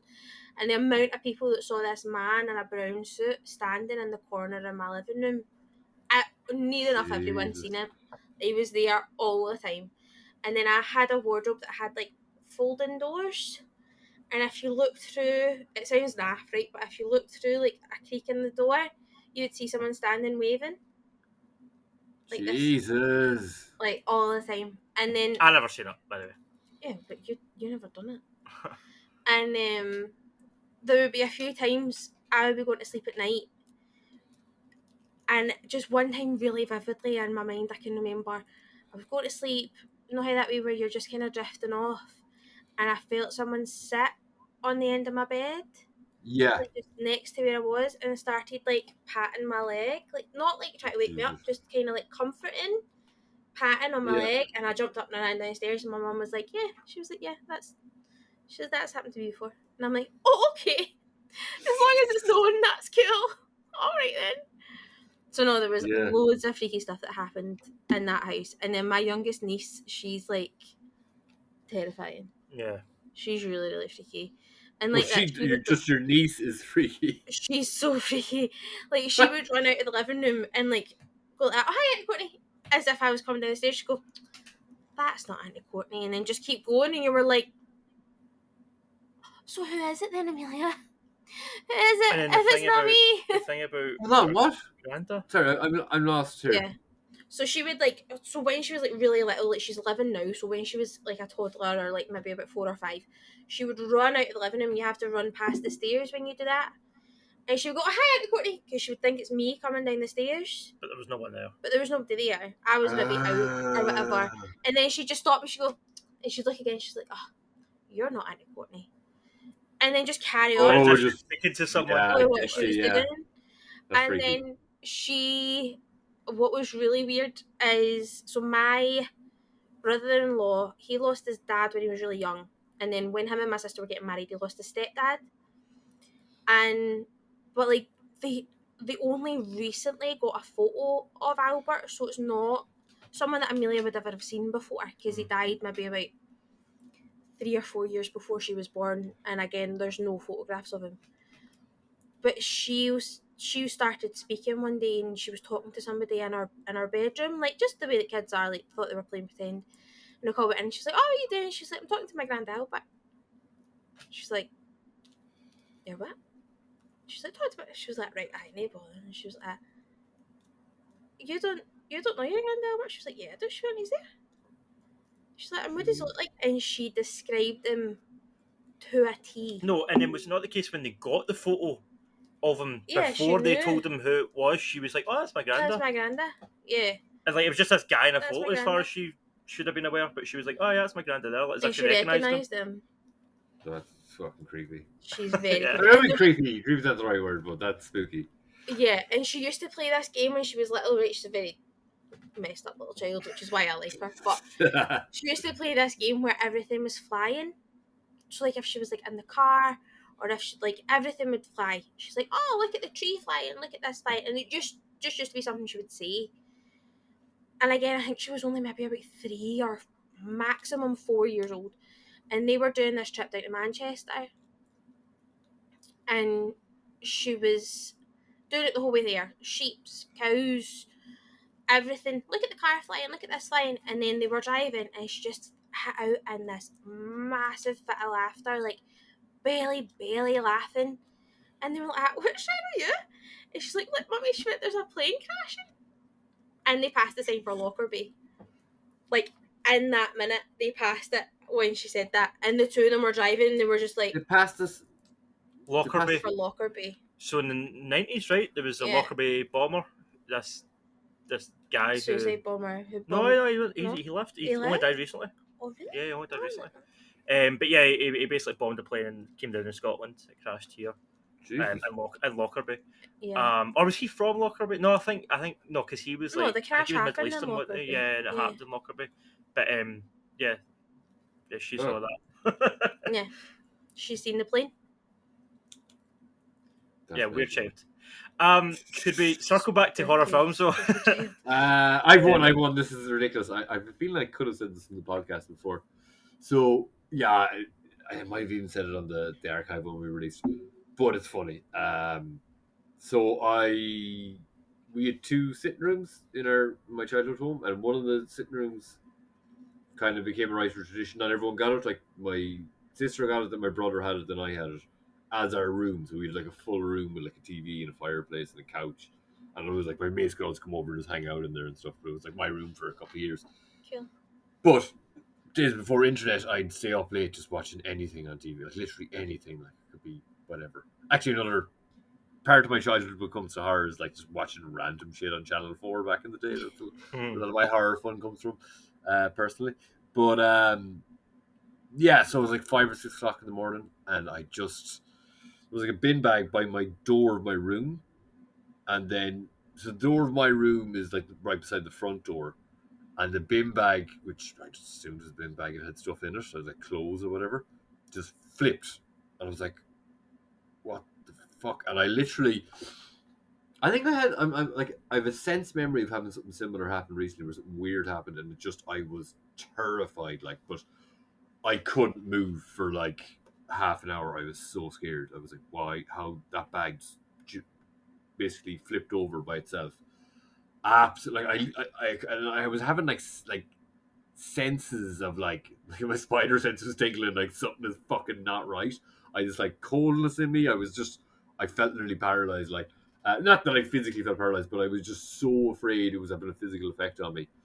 Finally got up, picked up the bag. It was fucking, there was nothing in it, like it was just an empty bag. But I thought that it was shaped in such a way that it looked like it was, and the door being where it was beside the front door, and there being a fireplace in the room, it must have just been a gust of wind, just like flipped it. But I was convinced, like I physically felt like I was like the ghost had just walked into the room. Yeah, so yeah, but it's kind of a stupid one, but like I think everyone kind of gets to a place where just if something in a particular way happens at a certain time, you hear a certain noise or whatever, some things can just get fucking freaky real quick, and it's like your body, like, because whatever way you perceive what happens, even could be the most normal thing in the world, like fucking something fell off randomly something falls in the room behind you. If it gets at the right moment, you believe it, and you're just like, you're terrified. It's like, this is what it's like to have a ghost in my house, even if it isn't real at all. But yeah, Totally. Yes. So horror films. So I try and go for a plan. I know some people, I've seen people online, like a friend of mine is doing like a horror film a day for the month. Yeah. Which is a tough order, but I'd like to try it sometime, definitely. I had that idea, and I did have enough on a list to do it, but it's just not. I've been working so much overtime. Yeah. Time to do it, but yeah. I find it hard to just sit down and watch anything. I have to kind of like. I feel like I have to kind of look up stuff and like find something that I more than likely know I'm going to like, and then watch that. If it isn't, if it isn't something new. So pretty early on this year, like I nearly always watch the Halloween, the original. Maybe not every year, but most years. But so far this year, I watched Nope, which doesn't really. I know it's technically a horror, but I don't really count it as a Halloween. I won't count it as part of my season of it. But so I watched I think these ready to go for ages and get around to them.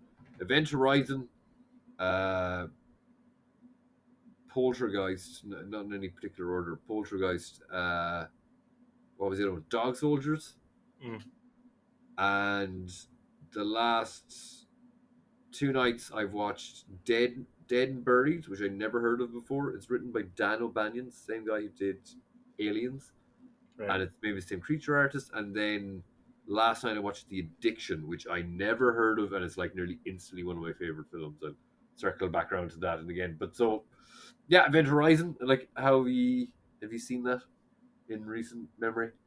I've seen it years ago. I've not seen it recently. Yeah. Nope. So it's the I guy don't who think made I've the. seen any of the ones you mentioned. Well, I won't go too much into the spoilers, but I'll just skim over the Event Horizon. It's the guy who did the Resident Evil films. Dan, you were saying I think people just kind of liked it. I don't know. I thought it was all right. Apparently, a lot of it was chopped out last minute. Like, there's apparently like some really graphic stuff that had to be cut out. That's just not in the film. I don't know. I thought it was a bit. It was a bit whatever.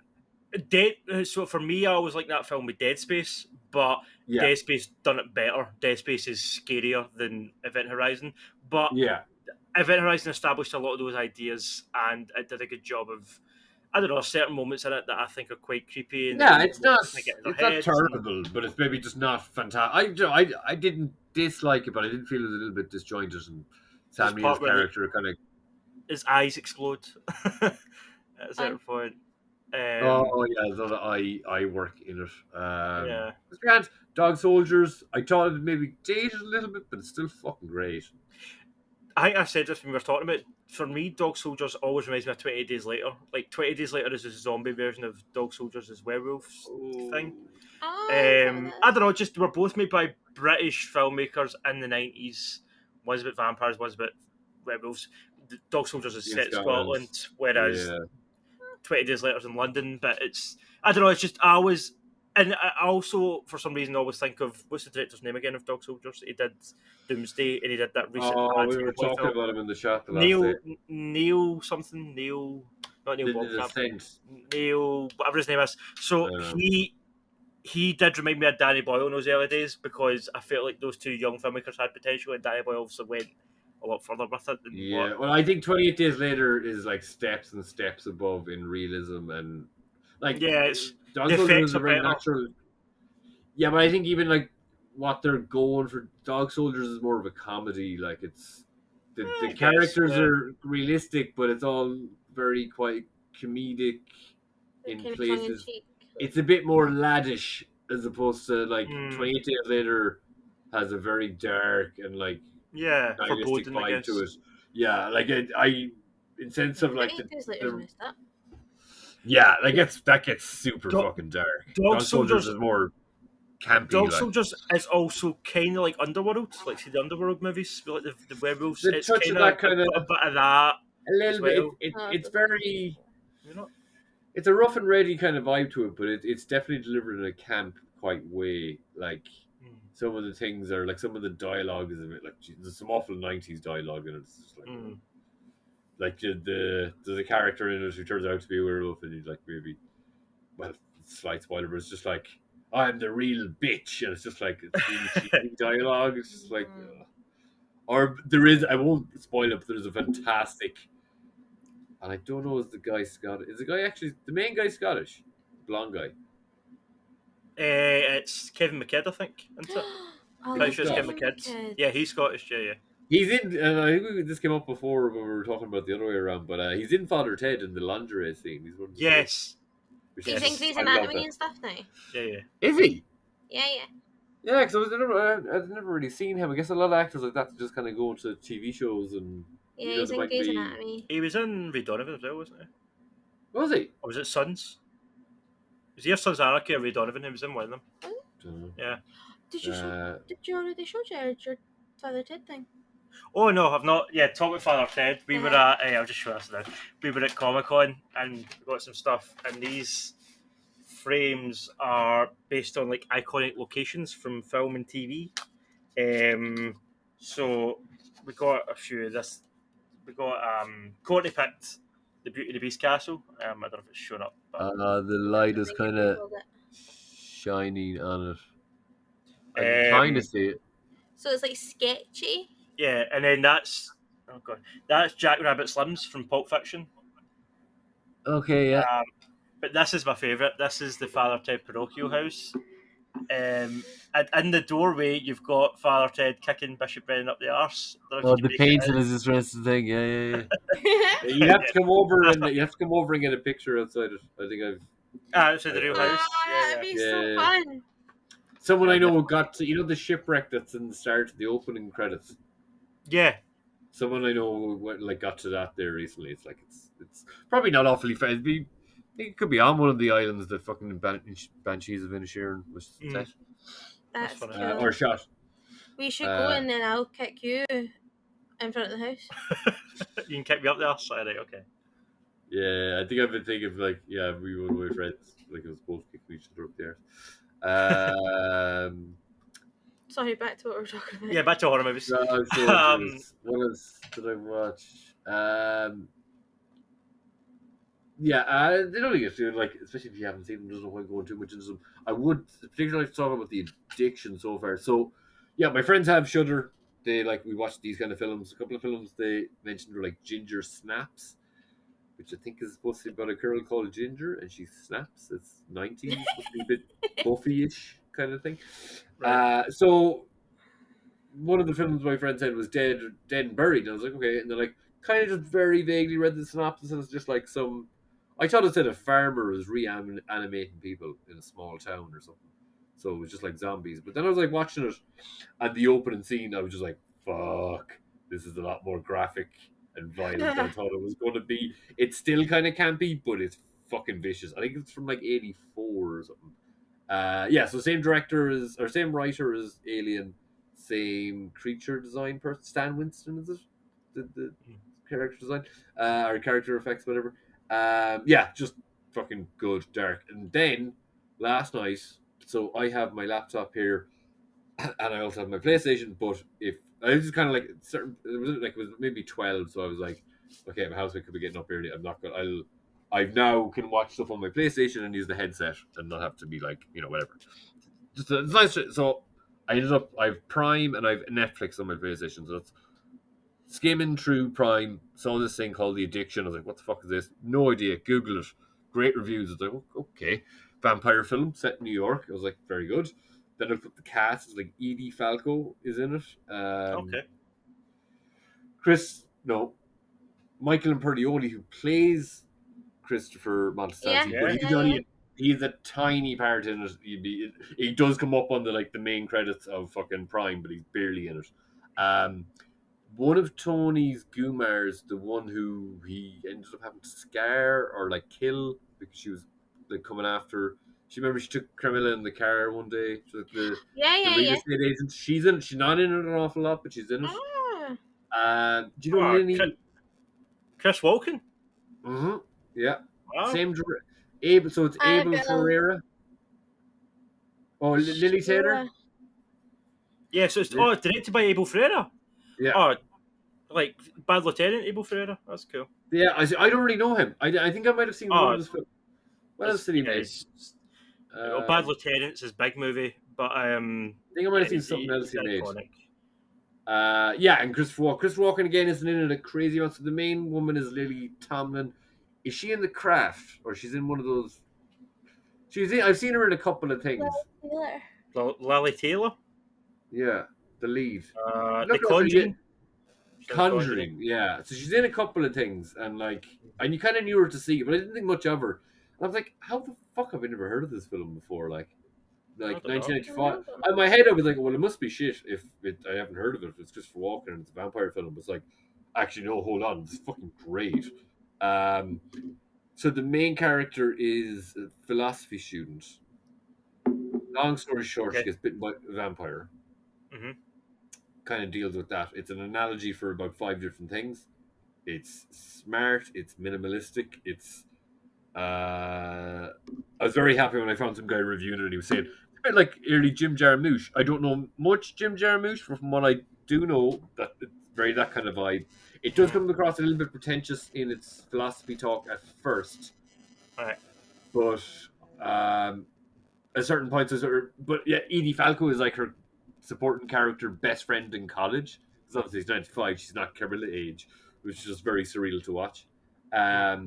But your one is like, so after she kind of gets bit, she's a philosophy student, she's going more and more to philosophy. And I was like, oh fuck, is this getting a bit up its own arse? And then she starts kind of saying that stuff to Edie Falco's character, and Edie Falco's like, the fuck are you talking about? You sound crazy. I was like, hey, I'm kind of back into it. And then when it started to get into more philosophy discussion later on, it was great. And then when Christopher Walken shows up, it's amazing. But so it's kind of about the addiction. They kind of make it about heroin, about alcoholism, a little bit about sobriety. Yeah, it's fucking great. I'm hearing an awful lot of feedback. Do you know you hearing that? No. Must be an internet ghost. Yeah, I Goes don't for know. the It's very. podcast. I don't The know. podcast goes.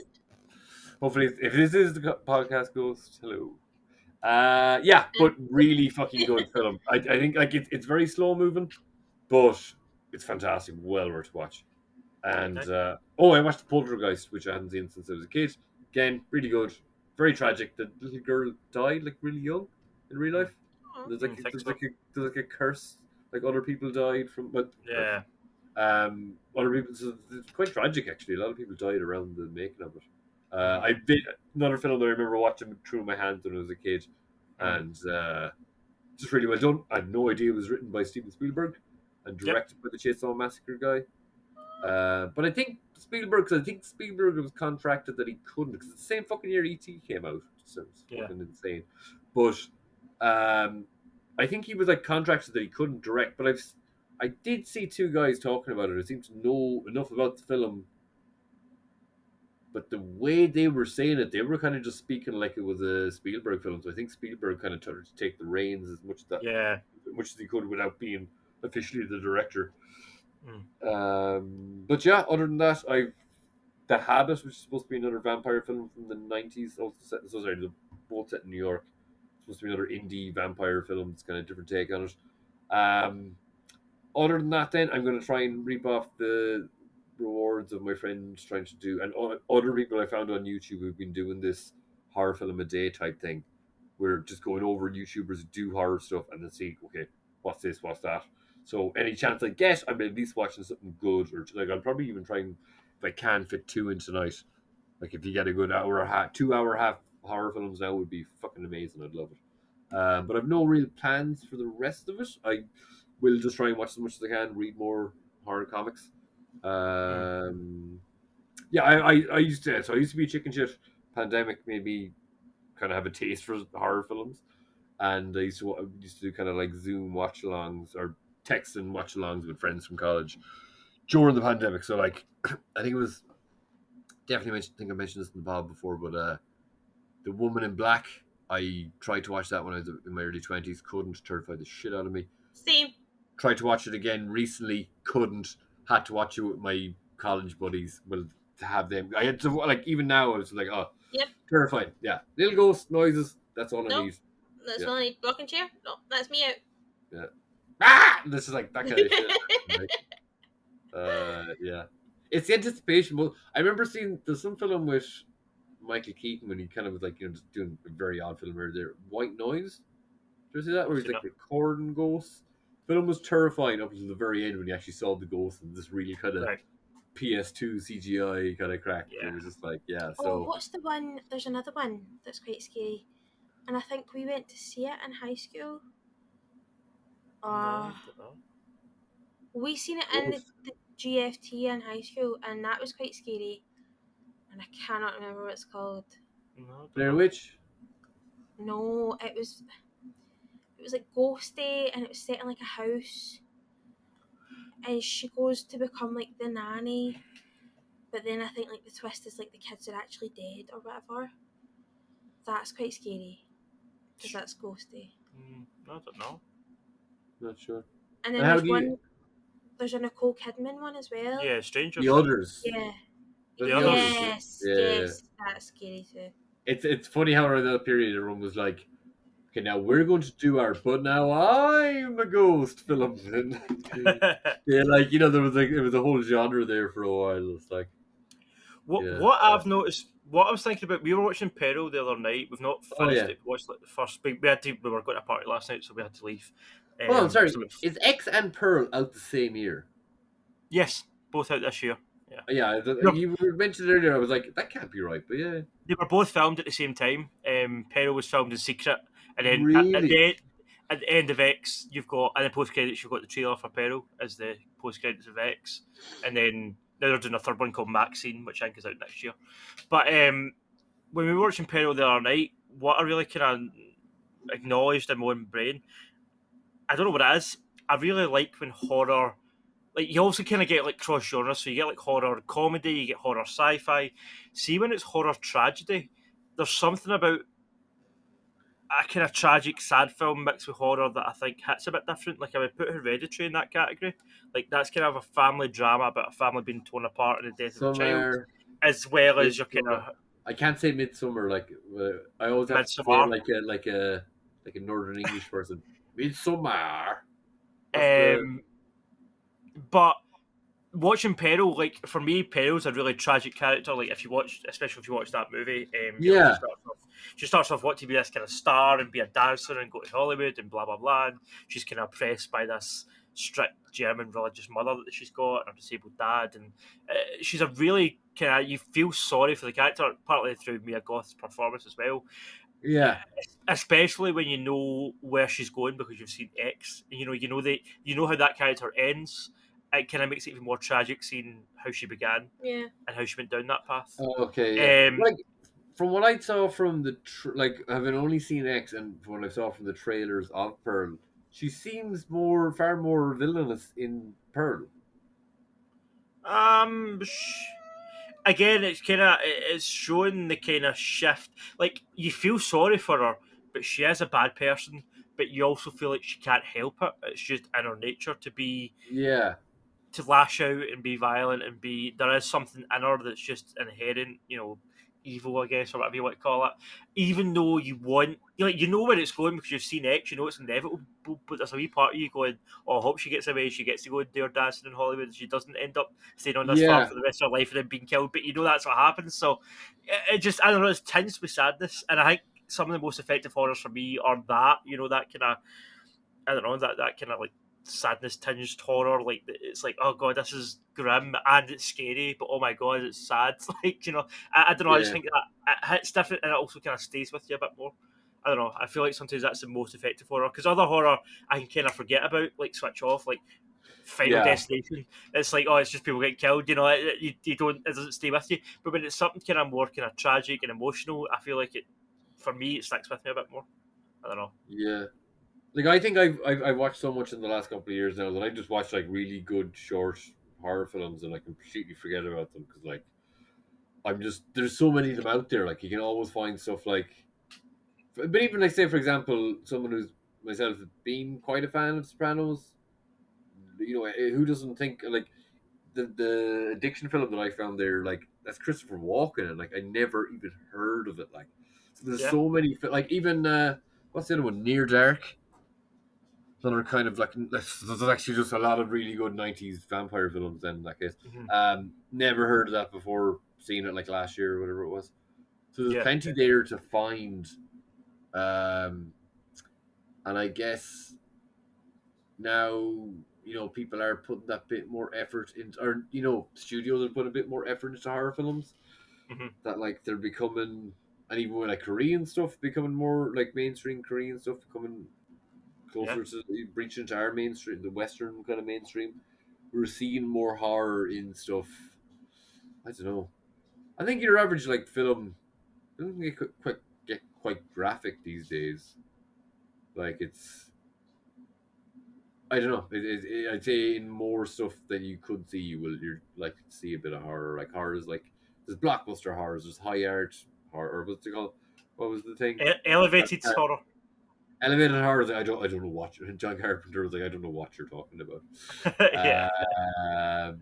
So there is that kind of stuff. But yeah, I just love finding something that's like from the fucking. What was the one I watched there last year? Like Demons. Oh, it's like a Tales from the Crypt opening to it. It's something like the Demons. Oh, I can't even remember what the fuck it's called. I remember seeing it when I was a kid. It's like this. Yeah, just finding trashy horror films and it's like bit of action, bit of fucking gore. Yeah, it's great.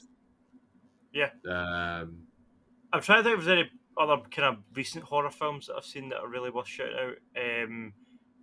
Because I don't know, I feel like recently that it's upped its game. Like for a long time there was nothing. Like it's a real drought. I feel like. But yeah, I don't know. Just recently there's been a lot of good. I've not seen the new Hellraiser yet, but apparently that's good. That's getting good reviews. Oh yeah. Sorry, I found it. It's called The Awakening. The Awakening. Yeah, with Rebecca Hall. Right. I had it on DVD. Remember? Did you? Yeah. Sorry. The Awakening. Which? Sorry, no. Which one? What? That's the ghosty one that we seen in high school in the GFT. It was good actually. Okay. The Awakening. Oh, okay. Yeah. Let's try to throw back to what you were saying at that point. Can't say who's in it. Rebecca Hall, her that's in like The Town and stuff. Oh no, this isn't the one with the house across the lake. Maybe it is set in like a big house, and she goes to be like the nanny or something. Oh no, she's in something else that's I think more recent, where like her husband has killed himself, and she's like he starts appearing to her. Then there's like, she's in The Gift. Yeah, The Gift. Oh, I know her. Well, yeah, she looks awful like a lecturer I had in college. So like I always remember. I've seen her in stuff for quite a while, but she's in something like I must find it maybe Across the Lake or something, where her husband has died. Her husband is specific. He's an architect, and he designed the house, this lake house, and she goes there, and then basically she finds a very crude kind of mirror image of the house with just like pieces of wood and scaffolding and stuff on the other side of the lake, and it gets creepy. It's just like, cool. I actually don't even like thinking back now, some fucking awful freaky shit happens in it, and it's just like it's just a really good story. Like I'll find the name of it free. I'll send it on in the chat before we finish. But yeah, great watch, and she's fantastic. She's really good. I think she's even directed a little bit now too. Yeah, she is good. I like her. Hi, doggy. Yeah. I don't know other horror that I'm trying. Has there been like any TV stuff recently that we've seen that are horror that's been good? Castle Rock kind of has some. Castle Rock was good, yeah. That was Stephen King. What is Castle Rock? Like, one of the Kevin Smith's co-host on his podcast, I think, wrote on it, but like, I have no idea what it is. It's real good. It's got Bill Skarsgård in the first season. It's sort of like an amalgamation of Stephen King's stuff. So, like, one of the characters from, I think, The Dark Tower's in it, and then one of the characters for Carrie's in it, and then the Shawshank Prison is in it, like the actual prison from Shawshank, and then they kind of redo what's it called with the mother Misery. Some Misery. The second season is really based has on a daughter. Annie Wilkes. Annie Wilkes has a daughter. So it's taking like different factors from like the Stephen King universe and bringing it into the one. And you've got cast members from Stephen King stuff like Sissy Spacek and Bill Skarsgård and what's his name? Andy Dufresne. What's Andy Dufresne's name again? What is his Andy name? Dufresne. Tim Robbins. Yeah. So yeah, you've got kind of like Stephen King alumni that have been in kind of iconic Stephen King things. Really? And who's like directing it? Stephen King wrote some of it. I don't think he directed it. I can't remember who directed it. Mike Flanagan not directed it? He might have directed like a couple episodes. Mike Flanagan might be involved. That sounds fucking mental. It's really good. It's really good. So I felt like the first season had real peaks and troughs, some really good episodes and some kind of shit episodes. Season 2 though I really enjoyed. Season 2 kind of broke away from the story of the first, even though that tied in at the end of the second season. But a lot of the second season is based on Misery, and it's Yeah, they also are based quite on separate. they're digging up this ancient burial site, like an Yeah. Indian burial site, and that whole kind of plot's interesting. So yeah, it's Castle Rock's That worth a sounds watch. And it's very what's mad. her name that plays Annie Wilkes in it? She was excellent. Yeah, She's done loads of stuff. she's great. Lizzie Kaplan. Yeah, Lizzie Kaplan. Yeah. she's I phenomenal. fucking love Lizzie Kaplan. I such Yeah. crush She on her. plays Annie Wilkes, and She explodes in Oh, Cloverfield. she's Remember got her down Oh, to a yeah. T. Like she's Annie excellent. Wilkes. So that's the The woman Misery from woman? Misery. Yeah. Yeah, that's but then Kathy her Bates. daughter is the more character is the character, or is Nah, Lizzie Annie Wilkes Kaplan. is the main character, but Yeah. it's just that. So it's like early Annie Wilkes, so It's it's kind of like like before her Misery, origin. Yeah. Oh, okay, yeah. and she's got a daughter and stuff, and yeah. But what I think's interesting about it, like Shawshank and Misery didn't really have supernatural elements to it, but the way it's tied in here, they use the supernatural elements from things like Carrie and Yeah. stuff, and yeah, it's just interesting. It's a cool tone. Sounds It's very really good. strange. And it's like so it's like got like a psychic person in prison, and then like they're Indian, or was it just say Egyptian? What was Indian the thing they're burial digging site. up? Yeah. Indian Yeah. burial site. Yeah, that's mental. Yeah. That sounds really interesting. Yeah, because I'd heard the Oh. name. What's the one that's like a spin? Treadstone, I think, is the other one, or maybe that's the one that Mark Bernard writes on. Right. Well, I know that Chapelwaite is the vampire one that's loosely based on Salem's Lot, Oh yeah. and that's got Adrian Brody, and also Salem's Lot's like an iconic Stephen King. That was one that really actually messed me up as a child. The original Salem's Lot was terrifying. That I remember ghost seeing out the clips of window. it. Yeah. Oh, yeah. I've never Is he seen like it. got red glowing eyes or something? Yeah, I think so. Yeah, it's a Yeah. vampire movie, but there's also ghost elements, and yeah, it's spooky. Yeah. There's Other a than that, TV miniseries, I think, but yeah. yeah. Other than that, now I like tonight. I'm kind of at a loose end, but I'm definitely going to watch something. I just don't know what just yet. Sorority Row is great. I'd recommend that. So it was a good time. Have you watched The Invitation? I'm not sure. Like with all these different like most of these horror films are like nouns. It's just like The the Invitation. invitation, the game, That's thing, it's kind of hard to keep track of. That's the kind of thing sometimes in horror films. Their names just bleed into Yeah. each other. My Yeah. only issue with The Invitation, well, it's not. I didn't really have an issue with it because I didn't watch it, but I'm really glad you told me not to watch the trailer. Yeah, going blind. Yeah. That's Like, not don't look okay. anything I up won't about say it. anything. I'm trying to think. Because I think even around that time there was a couple of films where it's like a guy comes to a house. Do you know what I mean? Is that right? Is that kind of what it is? Oh, it's a girl, but yeah. Okay, or maybe not then. It's what's her name from Game of Thrones? It's Natalie Natalie Emmanuel. Emmanuel. She was in Misfits back in the day. So she was. She's She's Fast great. and Furious. She's great in that film. the black girl. Yeah. Mhm. Okay, because I Yeah, don't think I've. The Invitation. I don't think I've seen her in anything apart from Misfits. To be honest with you. She's in Game of Thrones. She's in Fast and But Furious. this is her first kind of starring role. Yeah. Yeah, she's in Fast and Furious. Yeah, she's This is a her half. first lead role for a feature film. Okay, cool. Yeah, The Invitation's good. Yeah. It's silly, but it's good silly. Yeah. It's fun. Yeah, horror. like horror's got a lot of different. Like you don't really want to just be watching something that's fucking great. Like I generally the stuff that's more like,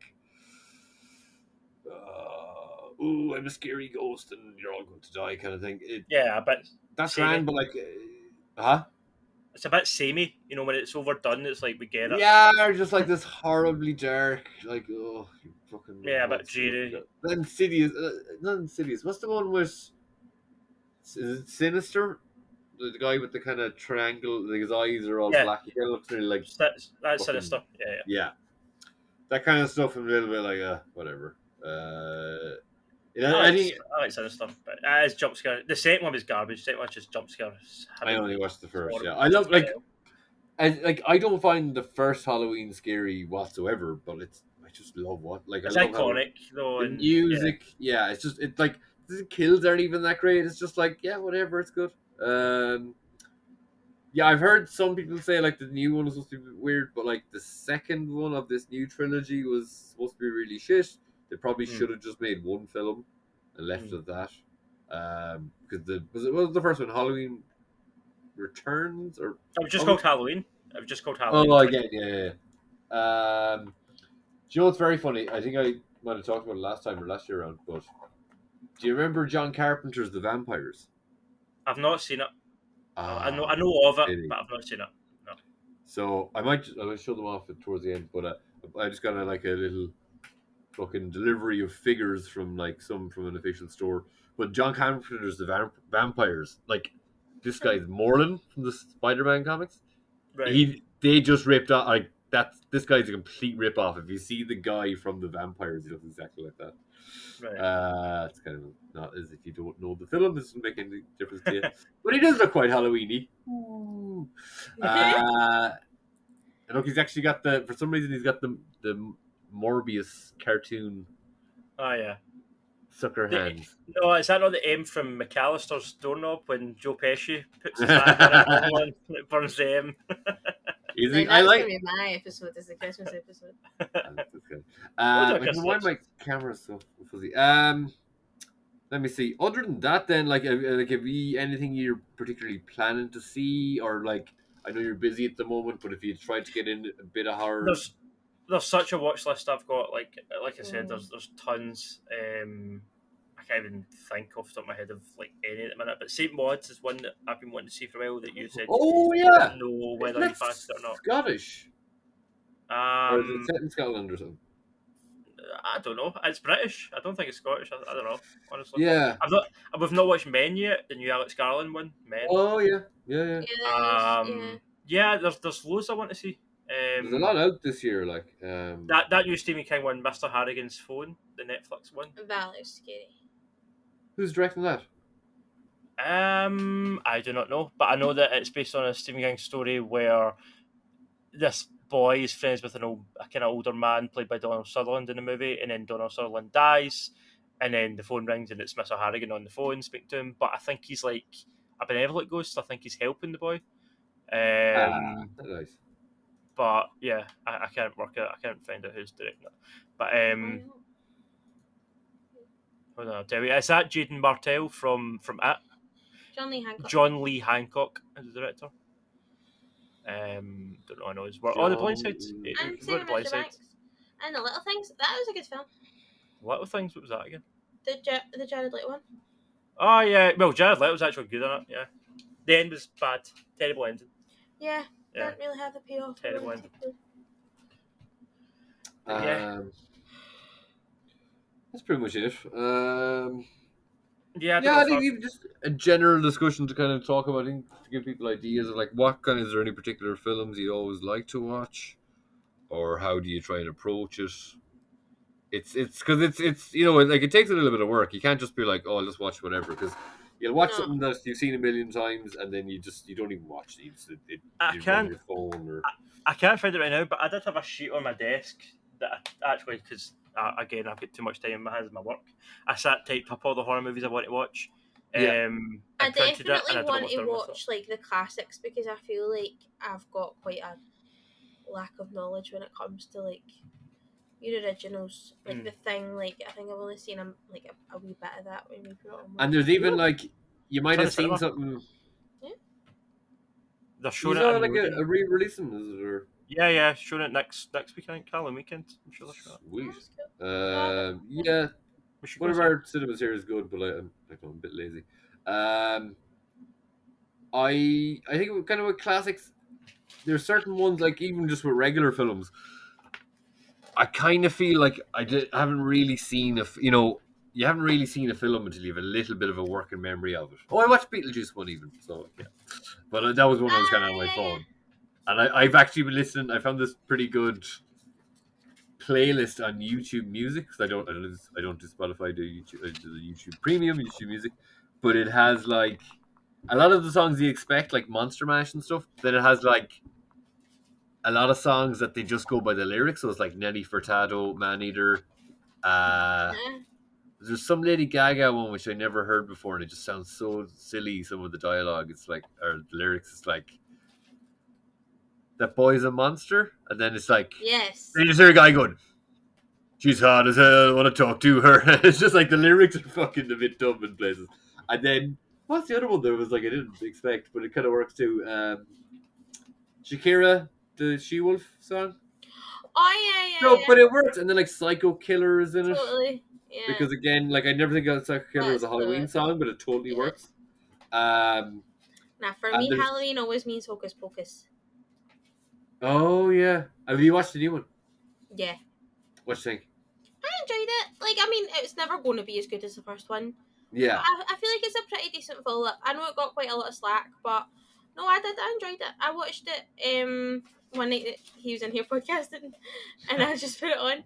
No, I did. I really enjoyed it. The It first was one's good. great. It gets that Halloween buzz. Yeah. Like Yeah, that's totally. all. Like sometimes, like you watch whatever kind of horror or whatever, but if you watch something that's just like Mm-hmm. it gives off the vibe of it's Yeah. Halloween. It's Yeah. just like I think that's all And you're like, like. obviously, the obvious one is The Nightmare Before Christmas, because See, that suits all seasons.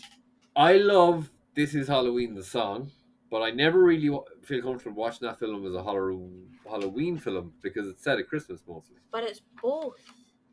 I think it's more Christmas. It's Halloween and Christmas. It's Halloween comes to Christmas. And like, But for I would me, feel I wrong am watching that Missy's on Halloween. Christmas. Like, I am the queen of Christmas. So Oh, for really? me, Halloween is just like a pre-Christmas. It's just your little warm-up before you get to the good bit. I saw something where it was like, what's more annoying, someone who's more into Halloween or someone who's more into Christmas? Someone who's more into Halloween is definitely more annoying than Christmas. I don't know. I mean, I get into both. I always kind of forget Christmas. I'm always like, oh, I love Christmas, I love Christmas. And then, like, you're beside your family for too long. It's like, okay, why do I like this? It's horrible. No, I love all of Christmas. So I found the list of our watch list that I typed up for spooky things to watch. If you just I as want a a kind picture of this too. summary, Send to me. as a kind of summary, this is stuff that either one of us have seen and like you've not seen it, but I've seen it, or it's something that we've been like meaning to watch.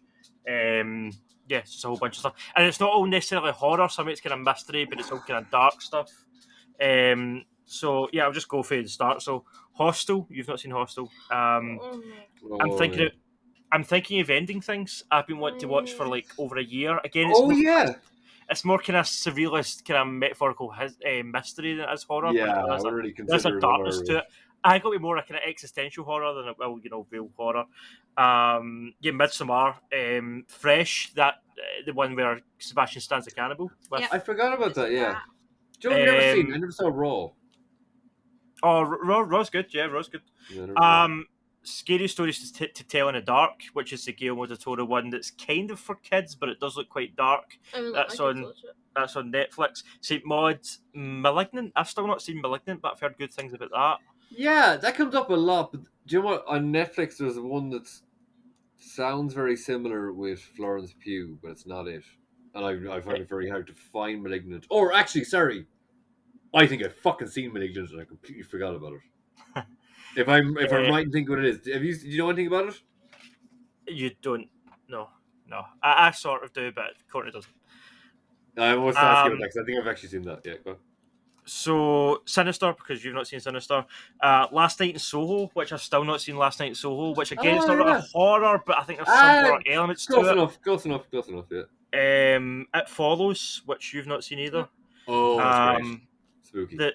The Witch, which is the first Robert Eggers film, which again you've not seen. You're Next, which is a great home invasion film where they wear the pig masks and invade their home. I've Not sure I've seen that. It's really good. I think I might have seen that. Again, Velvet Buzzsaw, which I don't think is necessarily a horror, but it's been on Netflix for a long time, and I keep meaning to watch it. I haven't seen it. It's the filmmaker made what I fucking love, which I think could actually nearly work as a horror, is Nocturnal Animals. Yeah. That's great. Oh, actually, I completely forgot. I used to always think it'd make a good, at least double feature. I don't bother going into triple feature, but the third one, Moonlight, doesn't really. Moonlight, Nocturnal Animals, and Neon Demon. Neon Demon and Nocturnal Animals in particular, I think would make a fucking perfect double feature. Neon Demon's on this list. Yeah, that's great. Yeah, so Neon Demon, the Woman in the Window, which is the Amy Adams one on Netflix that we've not watched yet. That's kind of, again, maybe more mystery. I think it's kind of based on Rear Window, but it's also a bit Girl on a Train looking, but it looks good. Yeah. Not seen it though.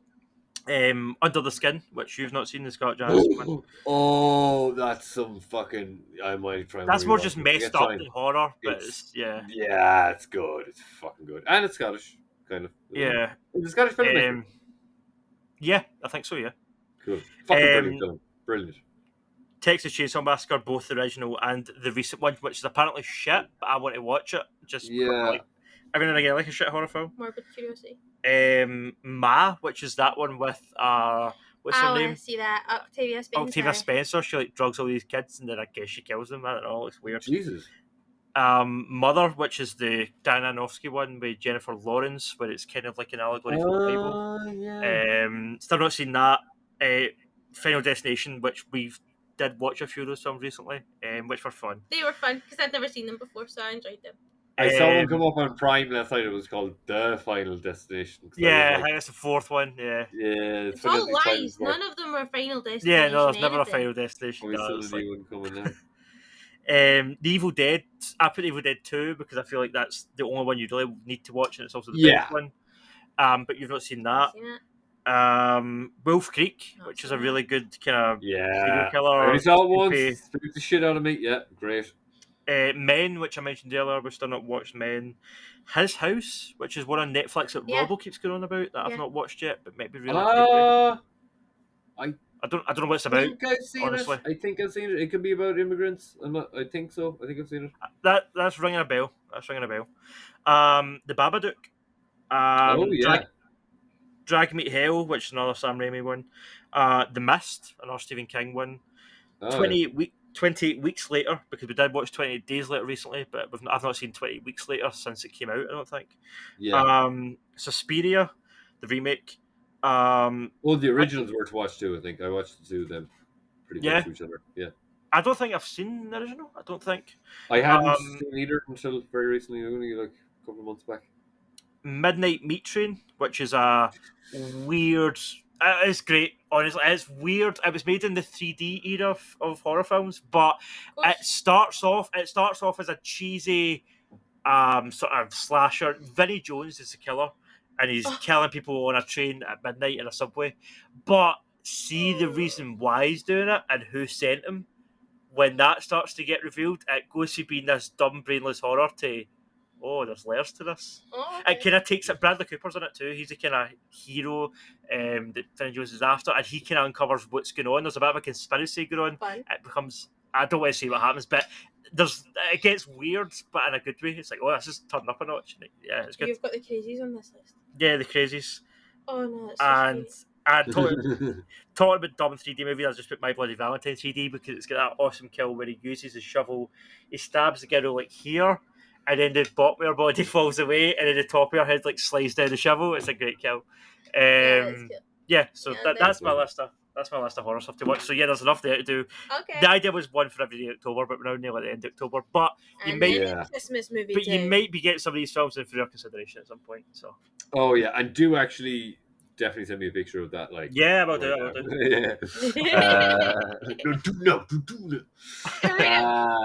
Yeah, I don't know. So I'm gonna try and find at least one thing to watch. It would be great if I could find 2.5 hours or hour and a half. I think So it should definitely be one of them for you because that's just a good time. Yeah. And it won't scare you going to bed. I don't think it's.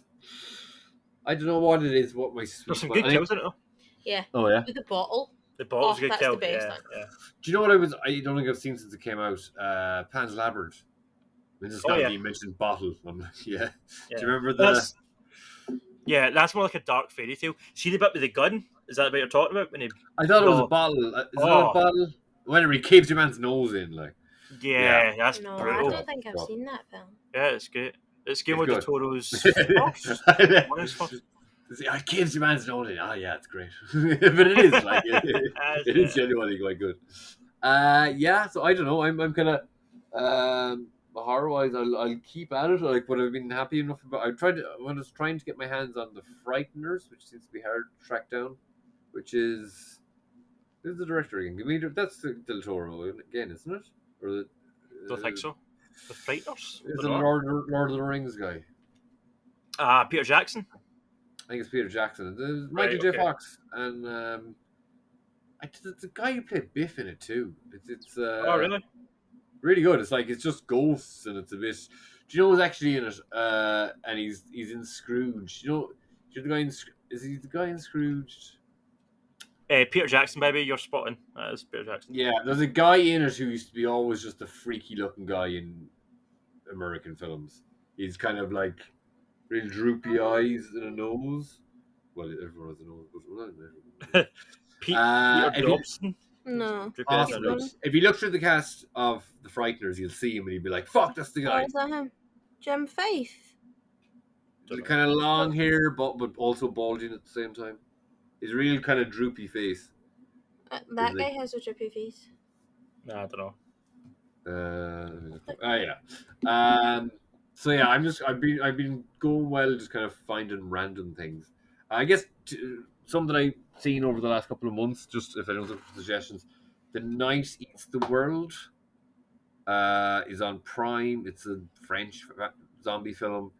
There's Ravenous is a Netflix zombie film, or it's on Netflix at least anyway, and it's set in like Quebec, in like rural Quebec. The Sadness and Battery, I think, are like recent kind of like mostly in the zombie vein. But, so talk about. Sorry to cut you. I saw something that just caught my attention. So the guy that you were Courtney was looking at was also in the X-Files. The X-Files was one of the shows growing up that only kind of like CSI. My parents watched it. I seen kind of wee bits jumping in and out over the years. There's a certain episode of the X-Files that is genuinely one of the scariest things I've ever seen. It's horrifying. Because some of it's like really supernatural X-Files and it's kind of alien sci-fi stuff. It's they do like there's some really. So episodes, this is the second episode of season 4 of the X-Files. The episode's called Home, and I'll just read the description. The remains of a murdered, deformed infant leads the agents to a family of murderous, inbred, animal-like brothers living on a secluded farm in a remote section of Pennsylvania. This episode is so dark, like it's horrific. Kid, yeah. Like, dead, deformed babies and all sorts, and monster people living in the attic. And, it's incest. Yeah, I think they're all like incest. It's dark.